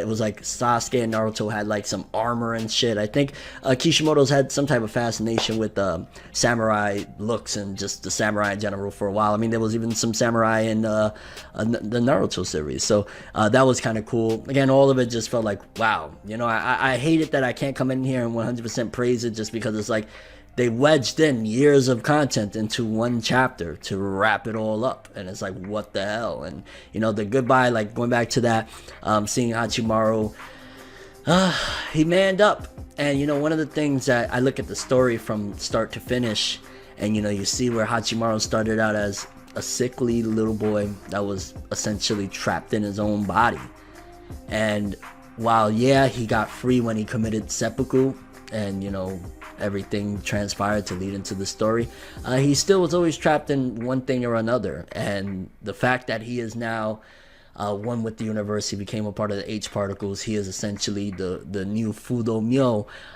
he's finally free.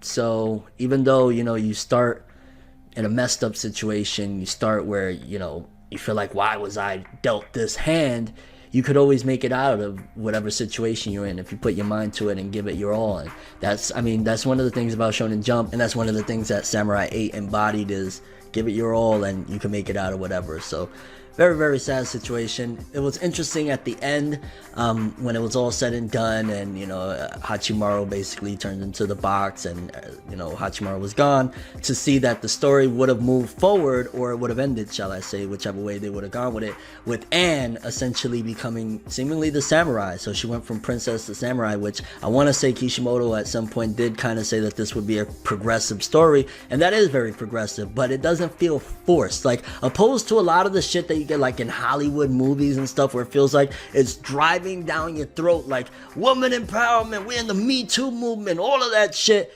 That didn't feel like it at all. It felt like a strong woman that went through some shit. She lost the love of her life, and she's picking up the mantle and carrying it forward and keeping it going. So when she's wearing the big long white kimono or whatever, and putting on the samurai sword on her back and saying, come on, let's keep going, let's keep with the journey and shit like that, it didn't feel forced. It felt like truly the way, if you're gonna do something in a progressive standpoint when it comes to like making women the forefront and showing the strength of women, that's how you do it. And they did an incredible job. Like for what he could do with one chapter to wrap up years of storytelling he had planned, it was great. I enjoyed it. I mean, obviously I would have liked to have the story keep going, but it's all done. So yeah, for one final hoorah for Samurai 8 to wrap everything up, Kala getting basically not destroyed, but his plans was foiled, Ata taking the L. But the biggest thing of it all was really just Hachimaru. Like, this was the tale of Hachimaru, and maybe, who knows, if Kishimoto wanted to keep writing it, he would have wrote as Anne being the main protagonist moving forward, and it would have been Samurai 8, the tale of Anne, or something like that. But I don't think, like, for a lot of people that are holding out with hope, like maybe it'll continue now with Anne, no, or even it getting animated, as much as I would love for this to get animated, the main reason why it's gone is due to its failure to perform, volume wise and shit like that. So they're not going to do any of that. If they did, I would go crazy. I'd be excited in hell, but I don't see it happening. But curious what you guys thought about the ending of Samurai 8, how it all went out. How did you feel about the whole time skip look for Anne and Hachimaru? What do you think about the goodbye that Hachimaru had to go away and break their promise essentially of not being around, even though he still will be protecting her because he's always going to be there for you? I like how, thinking back real quick, it was leading up, there was some foreshadowing. We're constantly going back to Anne's brother that passed away and how he's still there, and even if you're gone, you're still there. I think that was Hachimaru learning that for himself to be able to explain it to Anne of him always being there. And your overall thoughts of Samurai 8, the tale of Hachimaru.